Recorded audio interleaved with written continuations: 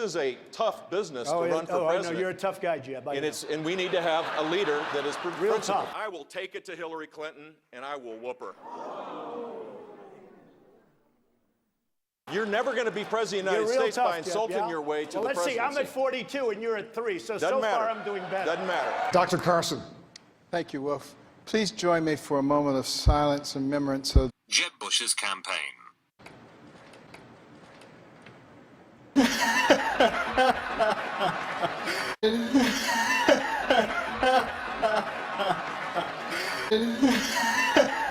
I love my dad. I'd kill for him. I'd go to prison for him because I love him so much. I'll give him a warm kiss.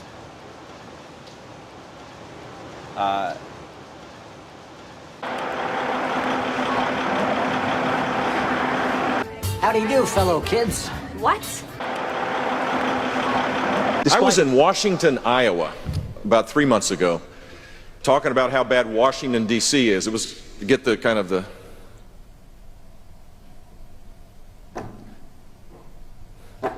Anyway. For goodness sake.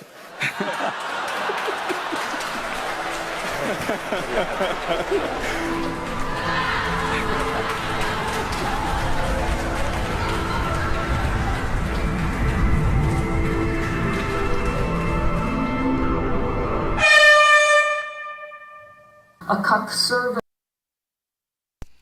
Okay, and welcome to the Metocast for the Saturday the 26th, second episode. You know, it's going to be a real pity when Jeb stops running, when he finally has spent through that $130 million and listens to the advice of the people around him telling him to please stop, because we're not going to have anything to really make fun of. Jeb Bush has become the punching bag for this political season. And once he's gone, I don't know where people are going to find their humor from. It's going to be a little sad. It's going to be a little disappointing watching him blow up in spectacular fashion, because it's always one misstep after the other. He will forever be known as the Guac Man, and I don't think you can recover from that. I don't think that's something he's ever going to be able to get past nationally. So this might be his last presidential bid. We'll have to see. Hopefully he stays in it for at least, maybe another month, maybe until January, the end of January, maybe the end of February. To be nice, to give everybody a good a break, a little brevity, a little humor. Well, we're going to be starting off the show with the Pitch a Candidate segment. Today I have somebody coming on to pitch Rand Paul. So I'm going to bring him in. We'll do the segment like we did last time. Hopefully they're a little more prepared than the person we had on last time. I don't know. I haven't talked to this person before. I don't know how well the pitch is going to be. But that's the beauty of this segment. It lets the average person come on and pitch the candidate from their position, what they think is the most appealing about them, and see if they can sway us, see if they can make us want to take a stand with Rand. So if you give me one moment here, I'm gonna pull our guest in, and we'll start.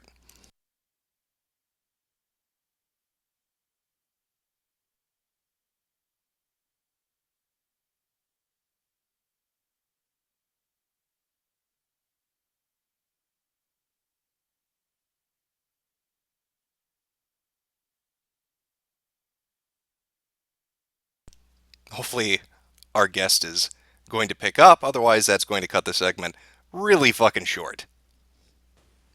Oh, there we go. Are you there? Can you hear me? Yeah, can you hear me? I can hear you just fine. We're live, just so you know, so you don't say anything you don't mean to say. We're on the live stream. It's a bit delayed, so if you're listening to that, that's why. That's fine, okay. Before we get started, what should I address you as? What do you want me to call you? Should I call you by your handle, Tropic Flames? Do you have a name you want me to use? What would you prefer? I mean, you could call me Tropic, or, you could call me by my name, Anton. That's kind of a weird name, so. You know what? Anton sounds fine. So, Anton, you're coming on to pitch Rand Paul to us? That's correct. Okay. Well, I'll give you the floor like I did Kyle last time. Let you do the opening statement and tell us what you think we need to know about Rand Paul as a politician and why we should be interested in him for the Republican nomination. Okay. Let's start off by saying, when I first messaged you, right, you told me you didn't want to vote. You said, I don't care about voting for either the church sandwich or the giant douche. Is that correct? That would be correct, yes. But, it's not always like that. No matter how much you hate both candidates, there's always a third alternative. There's always somebody else below the belt that has amazing policy and views that you're just blinded to it because of media attention and whatever. Like Trump. Let's start off with Trump. All right, let's start off with Trump. Okay, sounds good. Mr. Trump, I see a lot of his tweets all over. I go on poll every day. I see, oh look, Trump said this, Trump said that. But I've never seen anybody actually quote what his actual policies are. At most, I believe I've heard. Build wall, yeah, build wall 2016. Fuck the immigrants 2016. Make America great. Well, And, as far as his policies, yeah, it would be. I think most people are familiar. I think you're correct in that he wants to build a wall, that he's got an immigration stance, and I think some people have heard his tax ideas because he did put that out there. But aside from that, you're pretty much accurate. Not a lot of people know what his political positions are. About it. Yeah. Okay. After looking through, all the presidential candidates. I see Trump, and I see him going. I want America to be great again. I want all the people who are, halfway at the door, all these big guy CEOs who are halfway at the door to be staying with America. And, his policy is, I'll cut down government taxes. I'll remove this. I'll remove that. But, he's not, nothing is clear about that, honestly. So you feel that Trump isn't, he's saying a lot of grandiose things, but he's not really giving any methodology really or have details. Anything set in place that, you can actually latch onto. Okay. Out of all the candidates, like my favorite, again, is this flat tax, 14.5%. That's removing a shitload of taxes. That's removing, it's called the fair and flat tax, first of all. And it's removing about 90% of basically all of IRS. And that's saying a lot. Not only that, it's removing loopholes. It's removing a bunch of federal taxes, payroll tax on workers. That's a $2 trillion tax cut. Okay. Let's let's talk about that. We'll as we go along, you can talk about kind of the other candidates' positions and how I guess Rand stacks up to that. Now you mentioned the 14.5 fair and flat tax. That's one of that's a plank in Rand Paul's platform, correct? I think that's a centerfold, actually. Okay, so that's kind of the that's a center pole around which his tent is built. That's the thing he's drawing people in with. Can you go into a little more detail about it? So he wants to implement a 14.5% flat tax across the board. That's correct. What are the implications for that? How does that affect the tax system in place? How does that affect the revenue generated for the U.S. government? How does it impede? How does this relate to our national debt? Those kind of details. What has he said about that? All right, let's start off with saying that for the 14.5 for the income tax, right? That's going to remove a bunch of loopholes. Americans are going to pay less taxes, and a family who makes less than $50,000 a year will not be taxed. That means that dumbass NEET who doesn't work or anything will not get tax benefits just because he doesn't make any money. Wait, so it has to be a family. When you say they won't be taxed, and then you say tax benefits, so is it both? Anybody under $50,000 is paying no taxes whatsoever? If a family makes less than $50,000 a year, they will not be taxed for the 14.5%. What will they be taxed at? It's just going to be basic, like mortgages stuff. That's about it. So we're talking income tax is what you're referring to. Basically income tax. Okay. And so this is the one, I guess, to be fair, when we're talking the 14.5 flat tax, that's all it's in relation to is income tax. It's not any other kind of taxes. The IRS will still function as it does. No. Oh, okay. Of course not. The IRS is going to be basically removed. Okay, so he wants to remove the IRS. That's it, because I think about it like this. The simpler a federal revenue budget tax, whatever, can be made, like the more simpler it gets, the more easier it will be to implement it. Okay. The less loopholes it has, the more like you can't fuck around with something that doesn't have anything to it. If you can understand that a bit. Oh, okay, so what you're trying to say, or at least what I understand you to be saying, is he wants to simplify the system. He wants just to say, here's a flat tax. Let's get away from the married, married and what is it? Married, married with kids, divorced, widower with child, single. He wants to get rid of all these different brackets. He wants to reform the tax system itself, and his centerfold for doing that is this notion of a flat tax, and if you make under 50,000, and does that apply to single people or only families? Only families. Only families. And how Because many? a lot of single people, they take advantage of that, and that need who doesn't really make that much, he's going to take advantage of all the loopholes that he can get. Okay. And how many families in the U.S. right now currently paying taxes are under that $50,000 threshold? What are we looking at as far as an impact for income taxes to the nation? Well, I'm not exactly sure how much families are how many families there are in the United States at the moment. Well, no. What I'm asking is, under the current tax system, what would the difference be? Let's say Rand Paul comes into office tomorrow and he implements his flat tax. What are we looking at as far as a difference? How much less money is the U.S. government taking in compared to yesterday before Rand Paul because of this many families affected that are under that $50,000 threshold? All right, but it's first of all, they'll see their incomes go up, right? Oh, Taxpayers in the income groups between 20,000 and 75,000 are going to see their incomes go up by 14%. Those that have incomes above 500,000 would see their incomes go up by 20%, right? Well, no, that's just kind of why I'm asking the basic questions. I'm just kind of curious, I guess, what the impact is going to be, because the U.S. government takes in this income tax to basically fund itself to do different programs to fund different things. So what are we looking at? How much do we have to make up in, I guess, other ways, or what programs would we have to cut because we're going to be this much less than what we have today? Okay, it's going to be about 2.9 trillion less over the course of the decade, according to the Tax Foundation. 2.9 trillion less. So 290 million, or I'm sorry, 290 billion per year, essentially.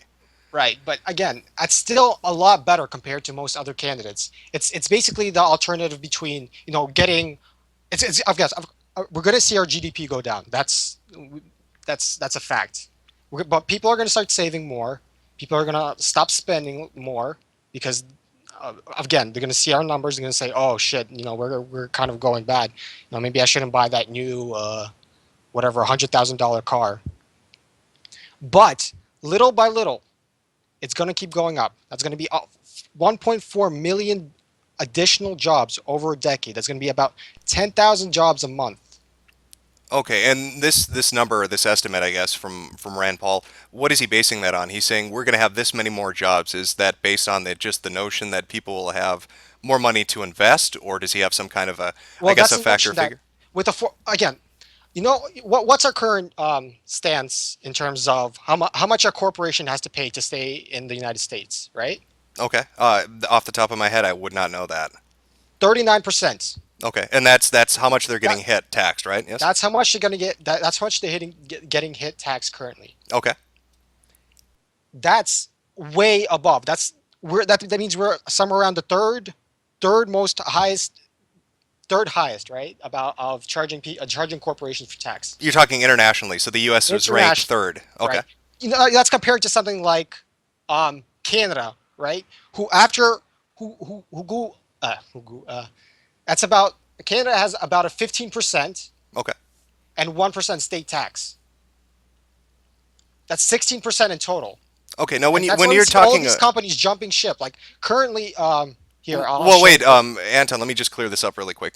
So we're talking about income tax. We're talking about the flat rate of 14% for families and for just taxpayers in general. 14.5%, not only for families, for corporations as well. Okay, that's what I wanted to clear up. So it's a 14% across the board. It's people and corporations. Corporations are counted as people, I believe. Oh, okay. I want to make sure, so because people listening might think we're just referring to income tax for citizens, but we're actually talking about 14.5% for everything, for people, for corporations. Is there a limit? Has he stated you have to make this much money to be able to apply for it? You have to be this big of a corporation to be hit by it, or is it just fuck it? Everybody's going to get 14.5. Everybody's equal under the eyes of Rand. Under the eyes of Rand. Okay. And we see all these corporations here, like I linked you, Imgur, right there, of corporations who are moving to places where they can get these tax benefits. You know, Burger King. Burger King is an iconic American brand. When I was little, everybody knew Burger King. I used to eat a Burger King. I bet you ate a Burger King. Everybody in America has probably eaten a Burger King, right? Yep, I've definitely eaten a Burger King. I know what you mean. It's kind of it's the Coca-Cola to the Pepsi that is McDonald's. It's kind of out there. Everybody knows it. It's a fast food chain that people are familiar with. And Burger King, it's fed up. It's fed up, and it's moving to Canada. And Canada is 76 cents to a dollar right now, right? That's terrible. But Burger King would rather take that 76 cents to a dollar hmm than deal with America's corporate tax laws that are currently set in place. Now this screen cap that you'd sent me, and I'll try to get it up on screen if I can, but it says Burger King moves to Canada, could save it $275 million in taxes. It's from Reuters, and it's just $275 million in taxes. right, and it's from the 11th of this month. It's a bit older, but yeah. Oh, I'm sorry, the last plan is year. still set in place. The 11th of December last year. My bad. So they've already done this move then. They're basically halfway out the door. They have one foot in Canada, and they just have to finalize all the stuff. So what are they doing exactly? Are they moving their corporate headquarters? Are they reorganizing as a Canadian company rather than an American company? That's correct. Which is correct? Which one of the two? They're moving entirely to Canada. Entirely. So are the franchises? Of course, some franchises are still going to stay in America, but for how long? Like, would they rather take the hit here? Okay, and so they feel that the corporate tax savings are going to be enough to justify the move and shutting down shop in the U.S. and moving to Canada with a smaller population, so smaller potential customer pool. Well, I can't say smaller, but they believe it is. They believe that they can get a lot more in Canada, despite being 76 cents to a dollar. Okay. Than they could of paying a shitload of taxes that are currently set in place in America. And you said it was, I believe, 39% they were getting hit with in the U.S. What is the Canadian rate, or what does that break down to if they're saving the 275? Do you know? I believe the Canadian is about 15% and 1% for the current region. That's like state tax. So 16 generally. 16%. Okay, and so under Rand Paul's plan, we could see a Burger King coming back to the U.S. is basically what you're saying. Of course, with 14.5%. I wouldn't be surprised if every single company would move to America. And not every single company, but most. That puts us way, way better than about 3/4 of the world, if not more. Okay. And the 14.5% plan. All right, so we've got, and I believe you said it was $2.9 trillion would be the savings, so that'd be $2.9 trillion over a decade that we'd see less. Now, does that include the corporations too, that we're going to be seeing less revenue coming from, or does that just focus on the families? That's just like the worst case scenario. Okay, but I mean, does that address everybody, or is it just the families, or just citizens? It's going to be everybody. Everybody. Okay. So has he addressed? I mean, don't get me wrong. Less taxes. Who's going to argue against that? But when we're looking at the less, for starters. well, right. But I mean, when you're looking at 290 billion less per year. Okay, so what is his next step in that plan, or how does he address that shortfall? What kind of programs are we looking at? Like, okay, we're going to have to decrease funding here. We're going to have to, deficit spend more here. How is he going to make that up under what we're currently operating under? Do you know how many useless people we have currently set in place in government? Well, I mean, you talked about generating jobs, but if he's shutting down the IRS, how many people employed there are not going to be unemployed? Well, they're probably going to move to different sectors of government. Like, people on our IRS have they have the education needed to work with Rand Paul and working on this 14.5%. Yeah, but what I'm saying is, I mean, that wouldn't be. You can easily transfer to governmental sectors. So. Okay, let's set that aside. Laying off all these people working on our ass, they can be easily transferred to work on something else. Okay, Anton. Let's put that aside. Let's say the people in the IRS. Let's say he does minimize the IRS or even eliminate it somehow, and these people are able to find jobs somewhere else. The only thing that's concerning to me, and again, this is my opinion here when I'm doing this segment is just simply I'm uninformed. I don't know about the candidate. I don't know about their policies, so I'm just going to ask you the questions that would come to mind. I would think an average person might ask. So, we're talking about saving money. That's great. We're talking about paying less taxes. Awesome. I don't want to pay a lot of taxes. We're going to bring more companies back to the U.S. How can that be a bad thing? We're going to, make it attractive to want to do business here. That sounds fantastic too. But I do know that the U.S. government spends an awful lot of money on multiple programs. Now, I mean, you can kind of give me an answer and say, well, there are a lot of useless people in government, but we're already saying the IRS people are going to go to other government sectors. So where would that shortfall be cut? I mean, that is 290 billion. That's a fairly sizable chunk per year that we're not getting now. So it's got to affect something. It's got to hit some kind of program. Are we going to be hitting Social Security? Are we going to hit Medicare? Are we going to hit defense spending, infrastructure? Well, What are we defense looking at? spending is a de facto that's going to get hit, of course. Okay, let's move to that then. Let's transition to that. Now, what is Rand Paul's? I guess I know a lot about his father. Obviously, a lot of people do. What is his But position? that's such an unfair comparison. He's not his father. No, His no, no. father What I'm was- saying is, I know his father's positions when it comes to international activity, defense spending, that kind of stuff. So tell me what Rand Paul's are. I mean, how do they differ from his father? What are his positions? Are they the same? Are they different? You explain it to me. What is his position on defense spending, on international relations, on military intervention? Just kind of give me the cliff notes, if you could, on that.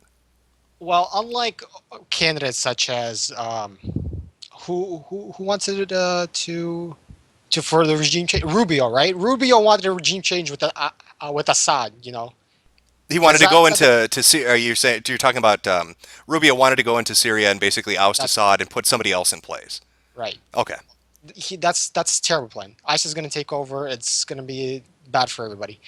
What Rand said is, I don't know how much you can believe in it because again, it's just the word of a politician. You can't exactly make that all happen in a day or two. But he wants to remove current American intervention in Syria. I believe that's a very good plan. So he wants to completely withdraw. Completely remove all American intervention. It's not our war. It's not our problem. It's not our business. Now, how does he, I guess, reconcile that with? We have seen an increase. I think it's fair to say an increase in terrorist activity, at least in the last couple of months. We had what happened in Paris, which was directly linked to ISIS. We had we had. Yeah, again, I agree. We had what happened in San Bernardino, and it looks like the people involved in that, the couple involved in that. We're talking not just with people from Syria, but people from all over the place in different terrorist networks. So, he wants to withdraw because it's not our issue.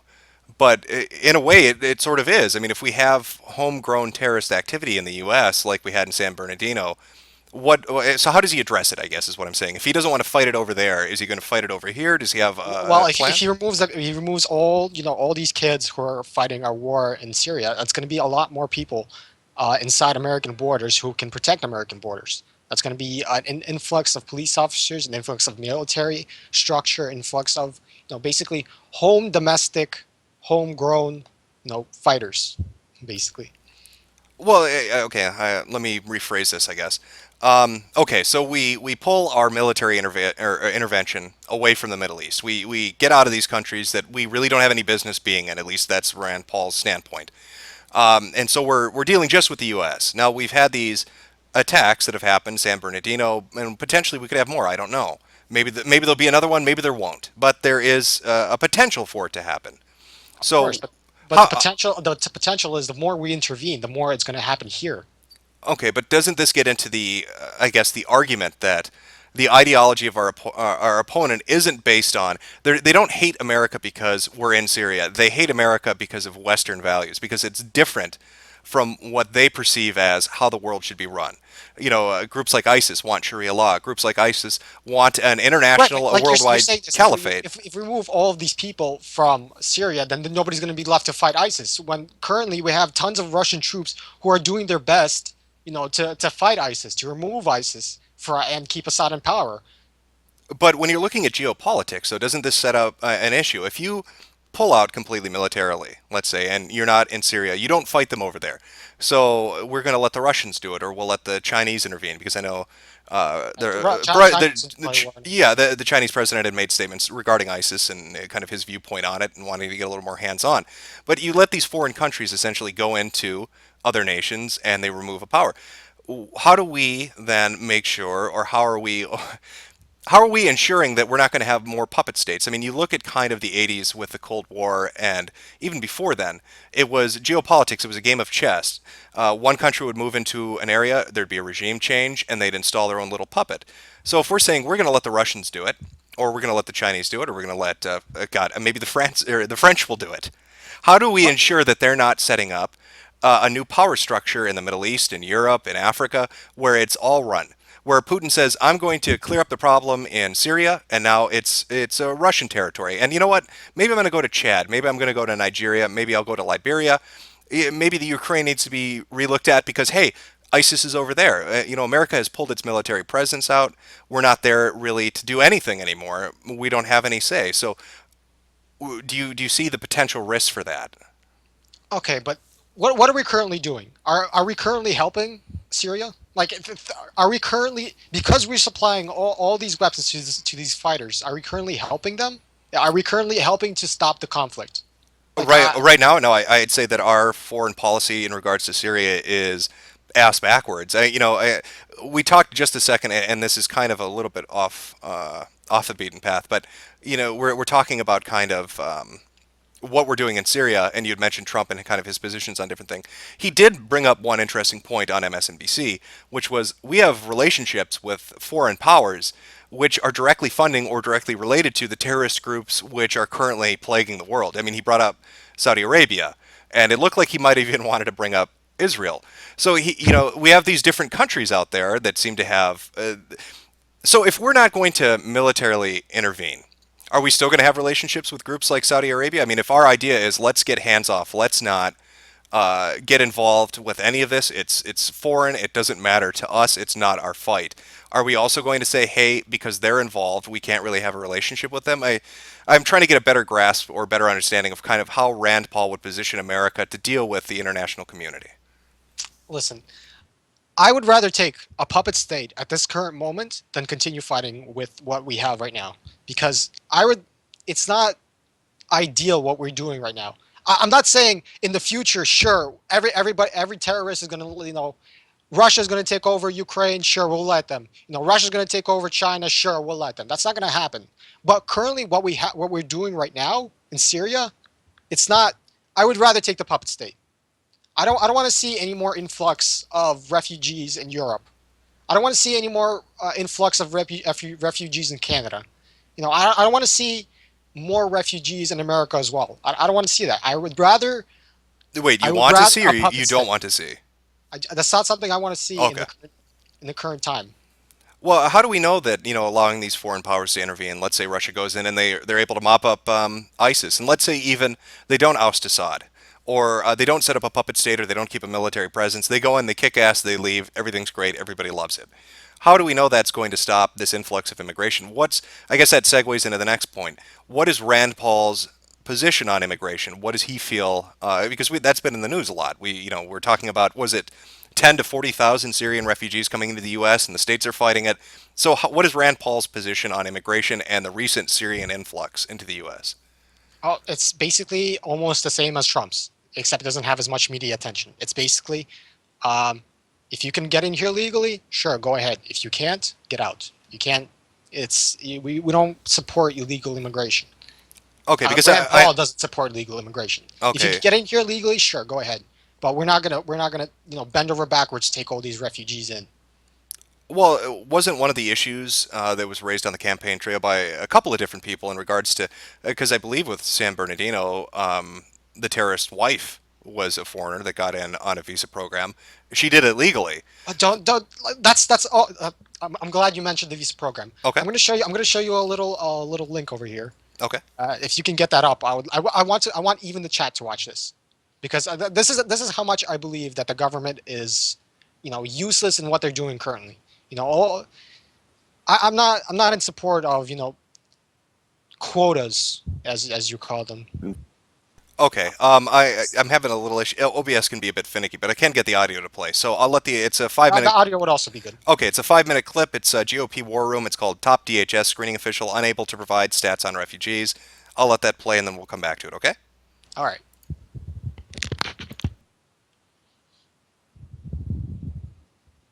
For 5 minutes. Thank you, Mr. Chairman. Ms. Barisi, earlier this week, the chairman of the Homeland Security Committee gave an important speech where he talked about extremist groups, terrorist groups are trying to exploit the refugee program. So, like Mr. Russell just a few minutes ago, I would like to see if you can give us some numbers, just so this committee and the American people have this information. How many Syrian refugees have entered the United States in the last year?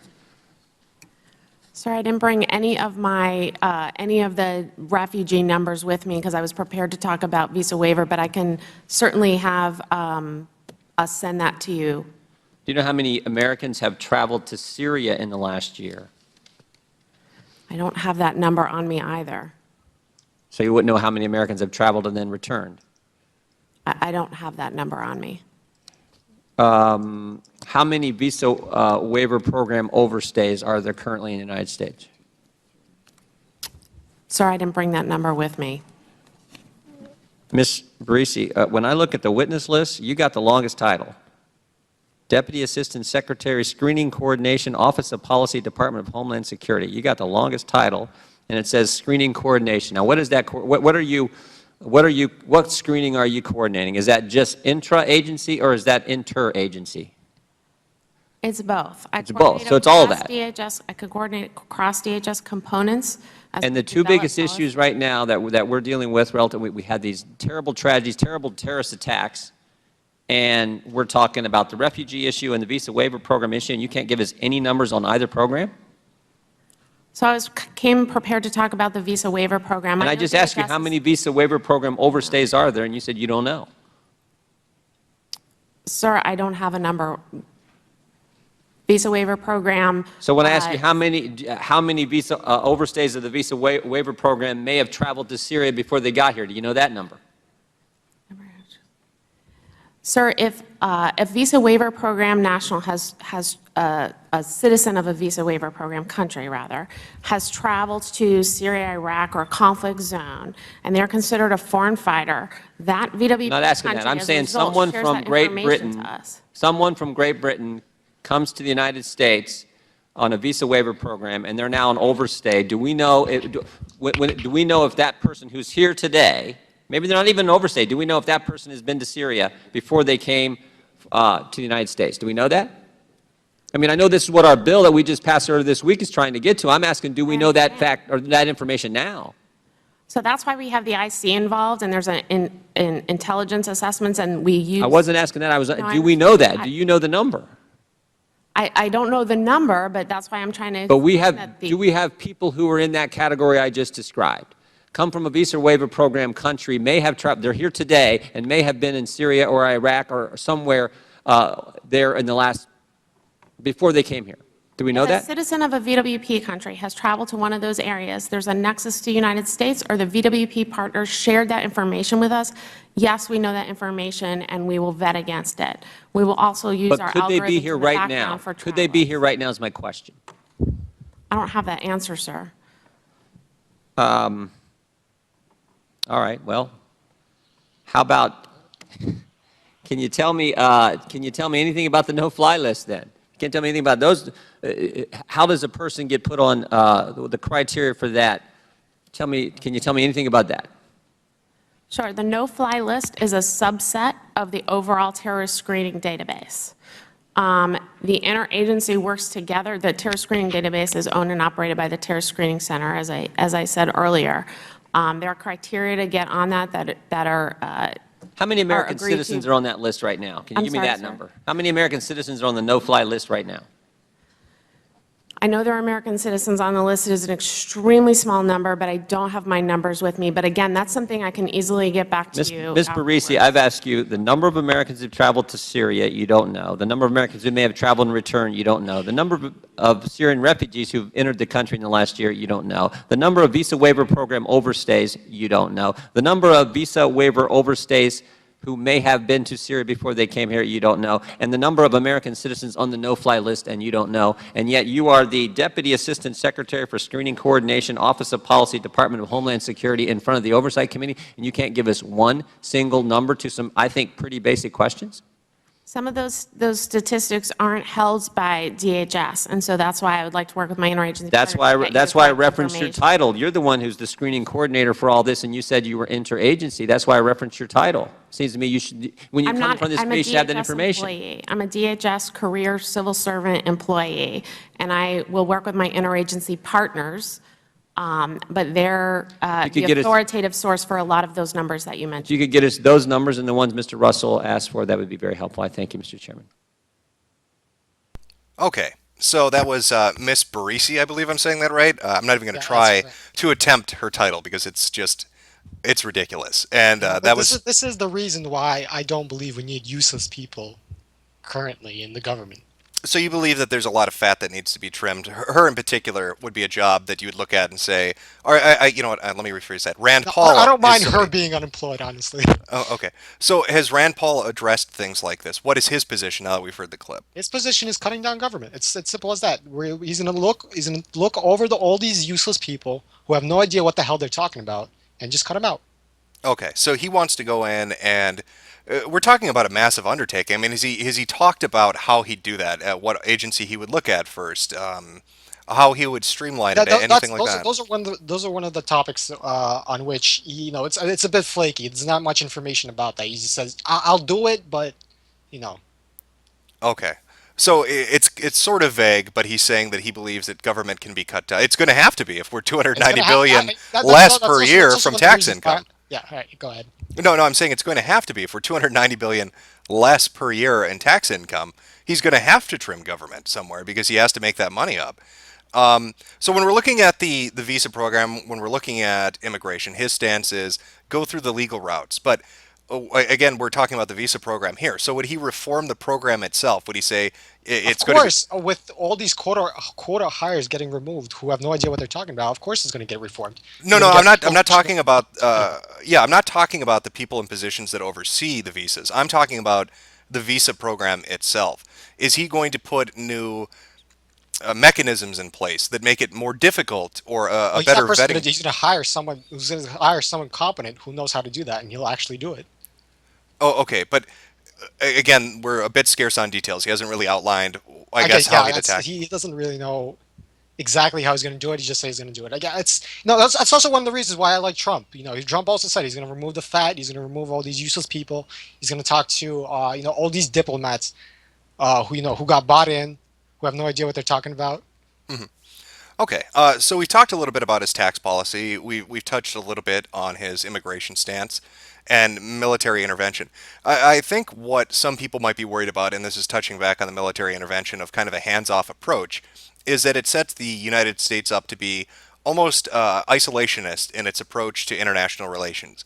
We're not going to intervene in civil wars or conflicts in other countries, but doesn't that put us in a position that hurts a whole ton of different things: our security, our trade, our international relations? If we're not getting involved, what about our allies? What about our obligations to groups such as NATO? What is his stance on that? This is still a better alternative to say who's our front runner right now. Trump, right? Trump would be the front runner, yes. Right. Trump wants to build a wall, and he wants to remove Mexico, one of our biggest allies, basically. One of our biggest allies, you're talking about for trade or militarily, or how would you? For trade, for military, for a lot of stuff. I don't know if Mexico would be one of our biggest military allies, but South America is it's growing. Well, Mexico's you can't not. say it's not. Brazil is becoming. Anton, wait. Mexico isn't South America. Mexico's in North America. South America is a completely separate issue. I'm saying that Mexico holds a lot of sway in South America. Okay, so you're saying that our South relationship with American them has an influence on Central and South American relationships as well. It's a domino effect. So having a good relationship or relationship with Mexico in general will help us in dealing with other Central and South American countries. Right. Is that fair? Okay. I got a little off track here. Okay, so Trump wants to build. Now Trump wants to build this wall. He's going to make Mexico pay for it, right? People will say, "Oh, fuck Mexico. Who cares about Mexico? Mexico is nothing, right?" That's basically what I see in a lot of chat, what I see in forums, what I see on poll. People really underestimate what Mexico actually brings to the table. Well, yeah, I'm reading chat right now, and they're saying remove taco when we're talking about Move taco. I when we're understand. talking about Mexico. But and he's gonna force Mexico, who he's not really doesn't really have the excess income to spend on something like this, to build a wall using their money and remove this influx of illegal workers that we have here. That's basically his plan, right? His plan is to build a wall to tighten up immigration and to make them go back. They have to go Yeah, back. That is go his back. policy. Yes. Now let's see what do you think would happen if we take 20 million immigrants, illegal immigrants. I'm sorry. I thought it was 8 million. What is the exact number? Do we have a number on that? What does Rand I Paul don't address really. it as? What is? Is it 8 million? I'm not. I've heard between 8 and 12 million. It seems to fluctuate every week, so it's hard for me to get a solid number on exactly how many illegal immigrants we have in the U.S. Also, Chad says I'm Spanish now. I'm actually Russian. That's Oh, okay. Well, wait. Before we get into that, I feel like we're getting a bit off topic. So, Trump wants to build the wall. You're saying that's isolationist in itself. That hurts our relationship with Mexico. Rand right. Paul, though, I really want to say what can happen if this can happen, right? uh, What are the consequences of this? of building I a really wall want with Mexico. building a wall with Mexico and removing 10 million illegal immigrants from America currently, and sending them back. Fuck them. So, do you think it's good? What you're okay? So, are you trying to get at the fact that you think this is going to hurt our North American Free Trade Agreement? Of course, it's gonna hurt. That's not even that. See, let's say that all 10 million of these illegal immigrants work at these really low paying jobs, right? Okay. And we take them, we start sending them back. Okay. Is it possible to take all these like really weak jobs, people, all these restaurant workers, and do you think we can really refill that deficit of 10 million, underpaid, off the grid, underpaid illegal immigrants? Do you think we can really fill that flux of 10 million? Well, what deficit are we talking about? If they're illegal immigrants getting paid, they're not paying taxes. So what are we getting hit from by sending them back? We're getting hit from all these companies, who hire these illegal immigrants, who pay them $5 an hour, and now simply they don't have that option anymore. They simply can't afford to get all these new kids. Well, wait. I want to make sure we're understanding each other here. Are you making an argument saying that illegal immigration is good because we need it for business in the United States? I'm saying that illegal immigration at this current moment is better than having no underpaid, underqualified workers. Because listen, say we take 10 million of these workers out, right? It Okay. will. Okay. How many people can actually fill those quotas? How many people are lining up waiting for a janitor job? A job picking up puke, a job, trimming hedges. Do you think some 18-year-old kid wakes up in the morning and goes, "Hey, this is the day. Now that all these illegal immigrants are gone, I really want to fill that, dream job of being a janitor." Well, okay. Let me take this approach to it then. Don't you think that illegal immigration is fucking with market forces? If you're talking about who wants a job as a janitor, who wants to mop up shit, well, nobody's going to want to do it at $3 an hour. But they're able to pay $3 an hour because they have a pool of unskilled immigrant workers, illegal immigrant workers. Now, if a company wants to make that job attractive, they'd have to pay a fair wage. I mean, wouldn't you rather have American citizens employed, getting a But fair why would they? wage to do But this? think of the corporation's idea. Why would he want to pay $8 an hour before he was getting a huge Yeah, profit but what because what is he going to be able to do otherwise? We just got rid of the illegal immigrants. leave, So what is leave he? America. That's So it. wait, you think if we get rid of illegal immigrants, we're going to see corporations fleeing America because they can't pay? Such a big influx, especially with Trump's tax policy on the way he wants to do it. I believe so that these companies who are halfway at the door already, they're gonna say, you know what, fuck it, I'm gonna leave. What can Trump do? Trump wants to put a tariff on it, a 10% tariff, but that But wait. Let's be realistic here. You think a corporation that's making billions of dollars in the United States right now is going to leave the country because they have to pay their janitors $1 more an hour? well, let's not talk about big corporations. We're talking about a restaurant guy. Yeah, well, no, we have to be realistic, though. If you're talking small businesses, a small business owner is not going to have the capital and the ability. If I own my own little independent restaurant, I can't just leave the country to go to Mexico because the janitors get paid less, because I'm going to get fucked trying to sell the same item over there, but it'll have to be for less money because we've got an entirely different economic system. The value of a peso is different than the value of a dollar.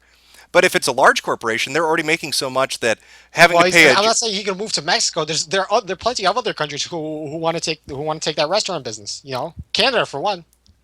Okay, so you think we'll see a maple syrup exodus of American small businesses that are going to go up north because we're not, I guess, because the illegal immigrants are gone, and so they need to go somewhere else. And I guess, I mean, their tax programs. It's fine. It would be fine if it was in small dosage, right? It would be fine, you know, if we take 1 million immigrants away each year or each 2 years. But if you take such a big influx, really cracking down on it, removing, all 10 million and say, 2 years tops, right? You can't fill that gap. That gap is going to stay there for a while. Right, but I think when we argue something about this, or when we talk about illegal immigration, when we talk about getting rid of illegal immigrants, it's under the presupposition where we have the idea that they're all working and they're all employed and they're all getting paid. Wait. They're all getting paid less than an American would get paid because they're all working the jobs and nobody wants to work. But I can't really, I can't really picture. Yeah, I know, hypothetical, that's fair, but I can't picture millions of businesses fleeing the U.S. because they suddenly don't have gardeners anymore, and their janitors want more money. Hundreds, thousands, maybe not millions, but thousands. Okay, that's still going to be enough. That's still going to be enough to take a toll, and a hit.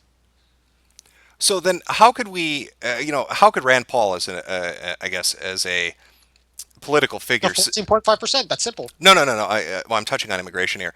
How can he say, I want to reform the immigration program? I want to get competent people handling visas, and at the same time not want to. He's not going to crack down specifically on Mexicans and getting rid of them right away. So Rand Paul's position is, it's okay to have illegals in. We need them for the economy. No, Rand Paul's position is, we'll get rid of them, of course. Illegal immigrants is I'm not advocating that. Yeah, illegal immigration is good. It's great. But I'm saying that if you take that large amount currently and you crack down on it, it's gonna leave a gap. There's gonna be a gap. And you don't think Americans can fill that gap, and you don't think companies I do not believe that American citizens can fill that 10 million gap. Okay. In the hypothetical that all of them worked. Well, I could say 3 million, sure. 3 million jobs, sure. Go ahead. We'll fill 3 million jobs. But 10 million, no. But yeah, what sectors are they working in, though? I mean, if you've got 100,000 maids and servants, that's not a company that's being affected. If you've got lawn care, that's not a company that's being affected. If you have something like construction, you can fill that gap. You can get workers to replace that. If you've got something like a janitor or a fast food worker, you could fill, like, say one construction company has 100 illegal immigrants working for them, right? Okay. You're saying that in like a week's time they can get 100 of those people back? Well, here's my counter to 100 legal workers back? Here's my counter to that. Fill that gap of those illegals? Here's my counter to that. If you have a construction company that's filled with, let's say, 100, or their whole damn workforce is illegal immigrants, we're getting screwed from them because nobody's paying taxes. They're paying them under the table. They're not going to go and report that. You don't have 100 people paying income tax. So we're getting doubly screwed. Not only are they taking Americans' jobs and giving them to illegal foreigners, they're also not paying taxes on the money earned and the money paid to them. So why would I care? Why would I care? The main construction guy. He still has to pay taxes. Wait. You don't think that a company that's already hiring that many illegal immigrants you think they're going to actually be paying taxes accurately? Why would I care if they stay in the United States? Let them go to Canada and milk the system up there. Let them go to Canada and import a bunch of Mexicans and screw the taxpayers of Canada over, doing the same thing up there that they've been doing down here. They're taking away American jobs, and they're not paying taxes properly. And I'm supposed to feel like there's going to be some massive gap by this company that's cheating, essentially, that's breaking the system and doing something they know is underhanded and wrong? Yeah, you're going to feel that gap. No matter how much you put it, no matter how much what you believe is right or wrong, there's still going to be a gap. There's still going to be people who say, no, I don't want to pay that fucking kid $8 an hour. Fuck him. So they say they'll pay $7, and they get the kid that wants $7 instead of the kid that gets 8. But you can't pay less than $7. The minimum wage is $7.25. Well, I know the minimum You wage. think the kid is gonna go? Yeah, no, okay, that's fine. Pay me less than what? Pay me less than minimum wage. He's not gonna say that. He's gonna say. But the company's I want my already. minimum wage. The company's I want my already. workers' rights. I want my Social Security benefits. Anton, the company's already doing shit like this. So you don't think they'd continue to do it? Well, how many high school kids do you know that go to court and engage in civil or criminal litigation against a construction company because their boss wants to pay them 25 cents less? Currently in 2015, where you can sue anybody for anything. It is the current year, yes. It is. Current year, yeah. It is 2015. Thank you, John Oliver. Yes. That's not a great thing that I said. I'm gonna get screwed for that. All right. 5 more days. 5 more days. Okay. I get what your argument is. Okay, and fair enough. I disagree with you, but I get what you're saying. But back to the main point that we were talking about, as far as American isolationism and how that is going to affect international relations, our security, and our trade. Now, your counter to that is, well, Trump wants to do this, fine. But Rand Paul, he wants only legal avenues for immigration. That's great. He wants to reform the visa program. Awesome. He wants to get competent people in there. Great. And he wants a more handoff approach with Syria and other countries. But don't you think that puts America itself in a weak position? We're not. There's no presence of power as far as America goes anymore. The other countries. We're not in a position to be strong. No, what's the debt right now? What's the amount of debt right now we're having? Oh, That's God. 18 trillion. Yeah, it's so far beyond 18 reasonable. trillion. We're not really in the position of power. We're not a force that we were in, let's say, 2005 in the 2000s. We're not that anymore. We're seeing a bunch of these companies getting much more much more out of other countries than they can out of America. Okay. Let's take, for example.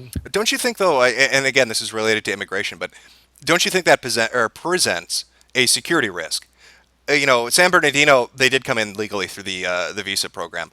But, we're talking about illegal immigration from Mexico or coming up through Mexico, and he doesn't really have as staunch an opinion as, say, a Trump would on that. How do we know we're not going to get terrorists fleeing through there? If America says, hey, we need the immigrants to fill in, or illegal immigrants, we need these illegal immigrants to fill in job quotas because companies don't want to pay people properly, and we're going to kind of turn a blind eye to that. How do we know that's not inviting? I'm not saying, again, you're kind of twisting that stuff. He's gonna remove illegal immigrants, like little by little. It's gonna get removed. They're gonna process them. We're gonna change them to legal immigrants, and they'll get paid a bit more. But when you build a wall and you remove all this amount, it's gonna hit. There's gonna be a hit. You're gonna take a massive deficit, and Well, no, wait. To be fair, and I understand that you're saying there are different time frames to deal with, but if Rand Paul is saying we're going to do it gradually and we're going to legalize gradually, well, Trump isn't going to magically come into office, snap his fingers, and a giant wall for miles and miles between America and Mexico is going to be in place, nor is he going to snap his fingers and all these illegal immigrants are going to disappear. It will take years, if not 2 terms as president, not only to get rid of all the illegal immigrants, but also to build that wall.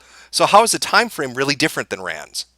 Well, because Rand isn't gonna be cracking down specifically on those illegal immigrants.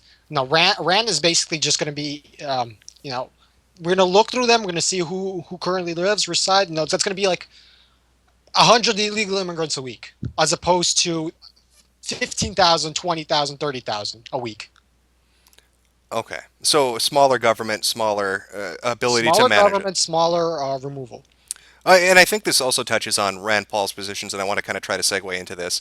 In regards to things like CISA, I know that he voted against the omnibus bill, didn't he? Yes, he did. Okay. So what is his position? You know more about him than I would. Again, it's pitch your candidate. What is his position on things like the NSA prison program, on CISA? It's unconstitutional. That's simply as that. He's a man who stands by the Constitution, which is, what we currently need right now. As opposed to Trump, who, all right, this is the hero that people have been yelling about all this time. He's a guy. People say he's this right-wing guy, but that's not true at all. He voted for Obama in 2008. He supports and funds Hillary. He supported Obama's stimulus package, supported bailouts, socialistic tax policies, advocated a healthcare system, that's similar to Canada's. He supports the NSA, and he wants to, he wants to ban on assault weapons. You can yell, "Oh, but my immigration," but that's not true. He also supported the Dreamers and Dream Act. A person can't simply change all those stances that quick. Well, to be fair, I mean, Rand Paul has changed his stances on some things. He did the 2013 filibuster, it was 13 hours or so long, talking about the drone use on American citizens. But then he later went on to say that he felt if there was an imminent threat, it was okay to use drones on American citizens. Did he not? Well, I'm not exactly sure about that, but I thought that was one of the more major things that he kind of changed position on. but that's because he's falling low in the polls. You're gonna start saying a lot of crazy things when your back is put against the wall. Well, no, I believe this was 2013 when the filibuster happened, and then 2014 when he changed his position. I could be wrong on this. That's why I'm asking. I'm not exactly sure about that stance that he used. Okay. If you can link me something like that, then sure, yeah. But Okay. I haven't really seen anything about that, honestly. All right. So we've talked a little bit about his. I mean, the flat tax kind of seems to be the center pole of his campaign. He talked a little bit about wanting to cut government fat, a little bit about his immigration stance, a little bit. It's not simply like I love Rand Paul. I think Rand Paul is the greatest. It's I'm not saying you out of are. all the candidates that I've seen, Rand has a better plan than even the front runner Trump. Let's look at this. This just came in today, right? Okay. I sent you that. Oh, you sent me a link. All right, let me take a look. He's really isolating all these companies who want to work within the United States. He's really isolating. He's putting the pressure on them. You got to stay. If you stay, we don't want to work with you. America isn't really those big guys that we knew growing up. Okay, so the link that you sent me, so the people listening know, is a article talking about how Trump threatens 35% tax on Ford if Mexico operations expand. So he's saying we're going to hit you with more taxes for outsourcing your work. How is that a bad thing to say to a company, if you want to be based in the U.S., you can't go and hire some Mexican or some Indian for 5 cents an hour? Because he doesn't have anything to keep them here. Like if they stay here, they're going to get hit more than if they move. Okay, well, Ford wants to sell product. You have to understand, America, as far as a consumer country goes, I got you there. That's not true. Okay, you don't think America is a consumer? No, you don't think America imports more than they export? We do. I guarantee you that. We do, 100%. Big spender index of 2015. Okay. Where do you see America on there? America isn't buying as much as they were in previous years. China has passed America since 2013. Okay. Of buying the most luxury products. Here is Apple's current seller rate. Oh, oops, I set that in the wrong place. Okay, well, first, a couple things. One, look at that influx of... Oh, hold on, Anton. Right. Okay, the first link that you sent me, it lists countries, UK, China, Qatar, Canada, India, Saudi Arabia, Switzerland, Mexico, Hong Kong, and then Kuwait as the top 10 ranked. What is this from? What site is this from? Where am I getting this information from? So I know what I'm looking at. Second, I think I have the link somewhere. Is this like a government source? Is this an international thing? Source. The 10 highest scoring countries according to the Big Spenders Index, based on scores in the following categories. This is the who they believe to be the current front runners. Who will be the people who are gonna currently lead in luxury spending. In luxury spending, is it just luxury spending? Luxury spending. Okay. All right. So does that discount the fact that America imports more than they export? If you want it. Okay. Oh, let me take a look at this. Oh, sorry. No, it's okay. Oh, and this is the Apple. There it is. Sorry, this is it. Business Insider. Okay, let me just take a look at it because again, this is my first time looking at it. These are countries most likely to see increased spending on luxury goods based on a number of factors. All right, so this is from Knight Frank's annual wealth report. The breakdown of which countries are most likely to spend or see increased spending on luxury goods. Right. Do you see America on there? Because I simply don't. No, wait. Is this chart breaking down who's seeing an increase in spending or who spends the most? who spend the most and who to see an increased spending on luxury goods. Who are going to be the front runners in the year 2016?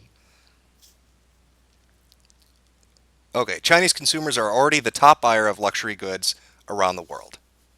So you're saying that we don't have They have been for many years. Anton, wait, let me ask. So what you're saying is America isn't in a position as a consumer country anymore that we can dictate to companies that they can't go overseas. I believe that. That's So we have to give them, but isn't that setting up a corporatist? we have to give much more lenient factors so that countries can stay. But isn't that setting up a corporatist? Companies can stay, Anton, sorry. isn't that setting up a corporatist nation? If the notion is America is so weak that we're going to retract from dealing with other countries around the world, that we're not going to dictate to American countries the rates at which they hire people, who they employ, because we're going to allow illegal immigration and under the table paying. We're not going to try to hit American companies for outsourcing work. So what exactly? How are we going to enforce anything then? Really, I mean, it sounds like we're almost giving up. 14.5%. We keep coming back to that number. 14.5%. That's the number. Anton, wait. If we're doing that just to appease these companies, what if they say, "I want 13%, I want 12%, I want 2%. Otherwise, I'm going to Mexico." What are you going to do about it? Mexico can't beat 14.5%. They simply can't. No. What I'm saying is, if the companies have that much weight already, and we're going to give them these decreased tax rates because we're so weak, and we don't spend as much as a China or anybody else, how are we not setting ourselves up for allowing corporations to dictate to politicians and set policy going forward? Why would they leave when we have 14.5%? We're basically around the best spot. Oh yeah, okay. Let's say they stay headquarters in the United States, but let's say they have their employees working in Mexico or India. Is India going to give them better tax breaks than we do with 14.5%? What taxes are they going to pay when they pay their employees 5 cents an hour? They still have to pay export tax, import tax. It's still a high risk. Mm-hmm. Do you have the numbers on that, or does it, I'm trying to for specific countries? No, I'm not sure. I don't have those numbers, but I'm just saying that 14.5% is the number that's needed to compete internationally. Okay, I'm looking at chat to see if anybody's got the number. All right. You know what? I'm going to be upfront with you. I don't know either. I don't know those numbers either. I don't think that this list necessarily reflects America being in a weak position as a consumer nation, and I don't necessarily agree with the idea that we can't tell a company, hey, you can't outsource your work to another a country because we're in such a weak position. But fair enough. You know, what can we do to stop them? That's an answer. What can we do currently as a nation to stop them? If we really wanted to? If we really wanted, what could we do Nationalize to stop them. countries from leaving? Nationalize them. Nationalize them? Yeah, take them. Why not? What are they going to do? We have a military. You asked for an answer. Maybe you should run for president, Jim. We can nationalize them. What is Ford going to do? I'll put a gun in their face. It's America now. That's what it's called. We're renaming Ford to America. We're gonna sell Eagles instead of trucks. That's the business plan. If you ran, I would vote for you, no problem. Okay, so we're getting kind of near the end of our time here. Are there any other positions that Rand Paul has that you want to bring up? Anything that really wows you, or anything that you think people should know? Like, hey, Rand Paul really believes this. This is why he's a better candidate than a Rubio or a Cruz or a Trump or anybody else. I think 14.5% is simply what would there's no argument against it. I haven't seen anybody who can argue against Rand in any political standpoint. Sorry. 14.5%. Nobody can beat this. Nobody can find anything bad to say about this. Do you think that's maybe what's hurting him in the polls then, if he's just a single issue candidate? If the 14.5% is the only thing he's known for, do you think that's why people are hesitant, or they don't really know a lot about him because they want to hear him talk more about immigration? They want to hear him talk more about. I mean, what's who cares? I mean, like, the voters do. They simply don't care about Rand Paul because he doesn't go on Twitter and doesn't go, fuck immigrants, fuck Muslims, whatever. But that's what I really like about Trump. He's a really good political what's the word? actor, political actor. That's not the best word, but that's the only one. Showmanship. Trump has showmanship. Showmanship. That's the word. There you That's go. the word I was looking for. Such as when he posted those, black on black crime rates, then CNN had to post the actual numbers, which is still really high. I love that. I think that's amazing. And that's what people care about. They don't care about food. They don't care about tax policies. They don't care about. Well, and I'm not trying to be unrealistic. I'm not saying Rand Paul is going to talk more about other issues and suddenly he's going to get a 50% jump in the polls. But do you think it would help him at least if he was a little more outgoing and he said, "Hey, this is where I stand on this this issue, this issue, this issue, and this issue. I'm not just the tax guy. I've got plans for other things too. This is why you should support me." Do you think that maybe would help him a little? I would love if he would do that, but it's better to stick to the point which you believe is your strongest selling point. And for him, it's the tax rate. It's a flat tax. 5%, right? Okay. Even if he's this low in the polls, even if he's 3%, he's 4%. I'll no matter what, I'll still vote for him. I don't want to vote for the giant douche. I don't want to vote for the turd sandwich. I'll vote for the guy I believe whose political standpoints stand with my own. More power to you. I mean, you should vote for the person that you feel is best for the job. So, I'm glad that you're not swayed by opinion polls, and you seem to be invested in the candidate, and you know a pretty good amount of what his standpoints are. So you seem like an informed voter. Let me see. I'm trying to think if there's anything else I wanted to cover. I had one thing, but I can't find it now, and I apologize for that. But Jim, I really want you to vote. Even if you hate every candidate, I would rather you vote than you don't, because that's what they did in Canada. They didn't vote for Harper, and now they have Trudeau. 76 cents to a dollar. That's not really what we want in America. Right, we don't want a stripper as president. I understand. We don't want an actual criminal or a guy who can't do basic math on his fingers. Right. But do you think even if you hate all the political standpoints, pick the punch to the stomach instead of the shotgun to the face. and that's a fair argument. I will say this, at least as far as social media goes. Yeah, I was joking with somebody about this earlier too. If you go on Twitter right now, because we brought this up, and look up Rand Paul's Twitter, he talks about his son's candidacy. But if you go and look up George H.W. Bush, right, Jeb Bush's father, he doesn't talk about Jeb Bush at all. Guacamole, man. No, he's going to drop out this week. That's amazing to me, that Rand is supportive of his son. You know what I mean? Like, hey, good luck. Or not Rand. God, Ron is supportive of his son. But George, H.W. Bush won't say anything about Jeb. And the funniest thing too is, if you listen to Barbara Bush, right, his mother, she doesn't want him to run. She actually said during an interview, anybody but him. Yeah, she actually said anybody but him should be president. That's remarkable to me. So, I mean, maybe he's got a little bit of social media presence. His dad's kind of out there trying to help when he can, which is good. I'll give you the last word here. We're gonna wrap up. But the last word is, go for it. Rand also didn't spend that much on his political campaign. There's only about 900,000, which is the second lowest to Trump, who spent 260,000, I believe. Yeah, Trump has spent. Oh, I think he has $5 million in his war chest. I don't know how much of that he spent, but yeah, I think it's 260,000. Right. Okay. Instead of the fifth, Rand spent 900,000 is nothing to scoff about, but it's still much less than every other political candidate. No, he's definitely down there. I think that's something that's something to admire, honestly. Okay. For such a little man to stand so tall. Well, stand with Rand. Rand. Or at least put him up on your shoulders so you can see over the counter. It's a little short joke because he's very tiny. Nice joke. We should start calling you Jennifer instead of Jim. There you go. All right. Well, I appreciate you coming on, Anton.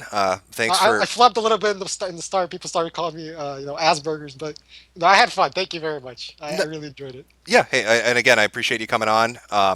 Again, this was Anton pitching for Rand Paul. Like he said when he brought up, those are his political points, and if you agree with them, go out there and vote. All right. Thank you, Anton. All right. Thank you. All right. Have a good one. All right. Well, we've got another segment coming up at the end of the show. For the last hour, we're going to have actually Kyle's coming back on. I decided to start a secondary segment to kind of parallel this one. It's its opposite, so to speak. So we've got Pitch a Candidate, where you come on and you talk about the person you want to see in office and what you think appeals about them. And then we're going to have condemn a candidate because, as Kyle was telling me on Twitter, Trump is the worst. And I didn't feel like having a 400 tweet argument in 140 characters, so I'm going to let him come on and we'll see where this goes. Have other people on as the weeks go on to talk about candidates they think are wrong for the job, but that's what Kyle is going to be doing. Well, let's talk about the news of the week. There have been a couple of different things that have gone on, both nationally and internationally. I think anybody paying attention yesterday would have noticed there was an issue with the Steam service where they had a little bit of a caching issue. If you tried to go onto the Steam store for about an hour or two, you were going to be seeing other people's account information. Now, initially, people had said that this was only in relation to the last couple digits of their credit card, their email address was fully visible, and partial phone numbers. Steam had later, or I should say Valve had later gone on to have somebody go to their community forums and say that they're required by law to cover up the credit card and the phone number.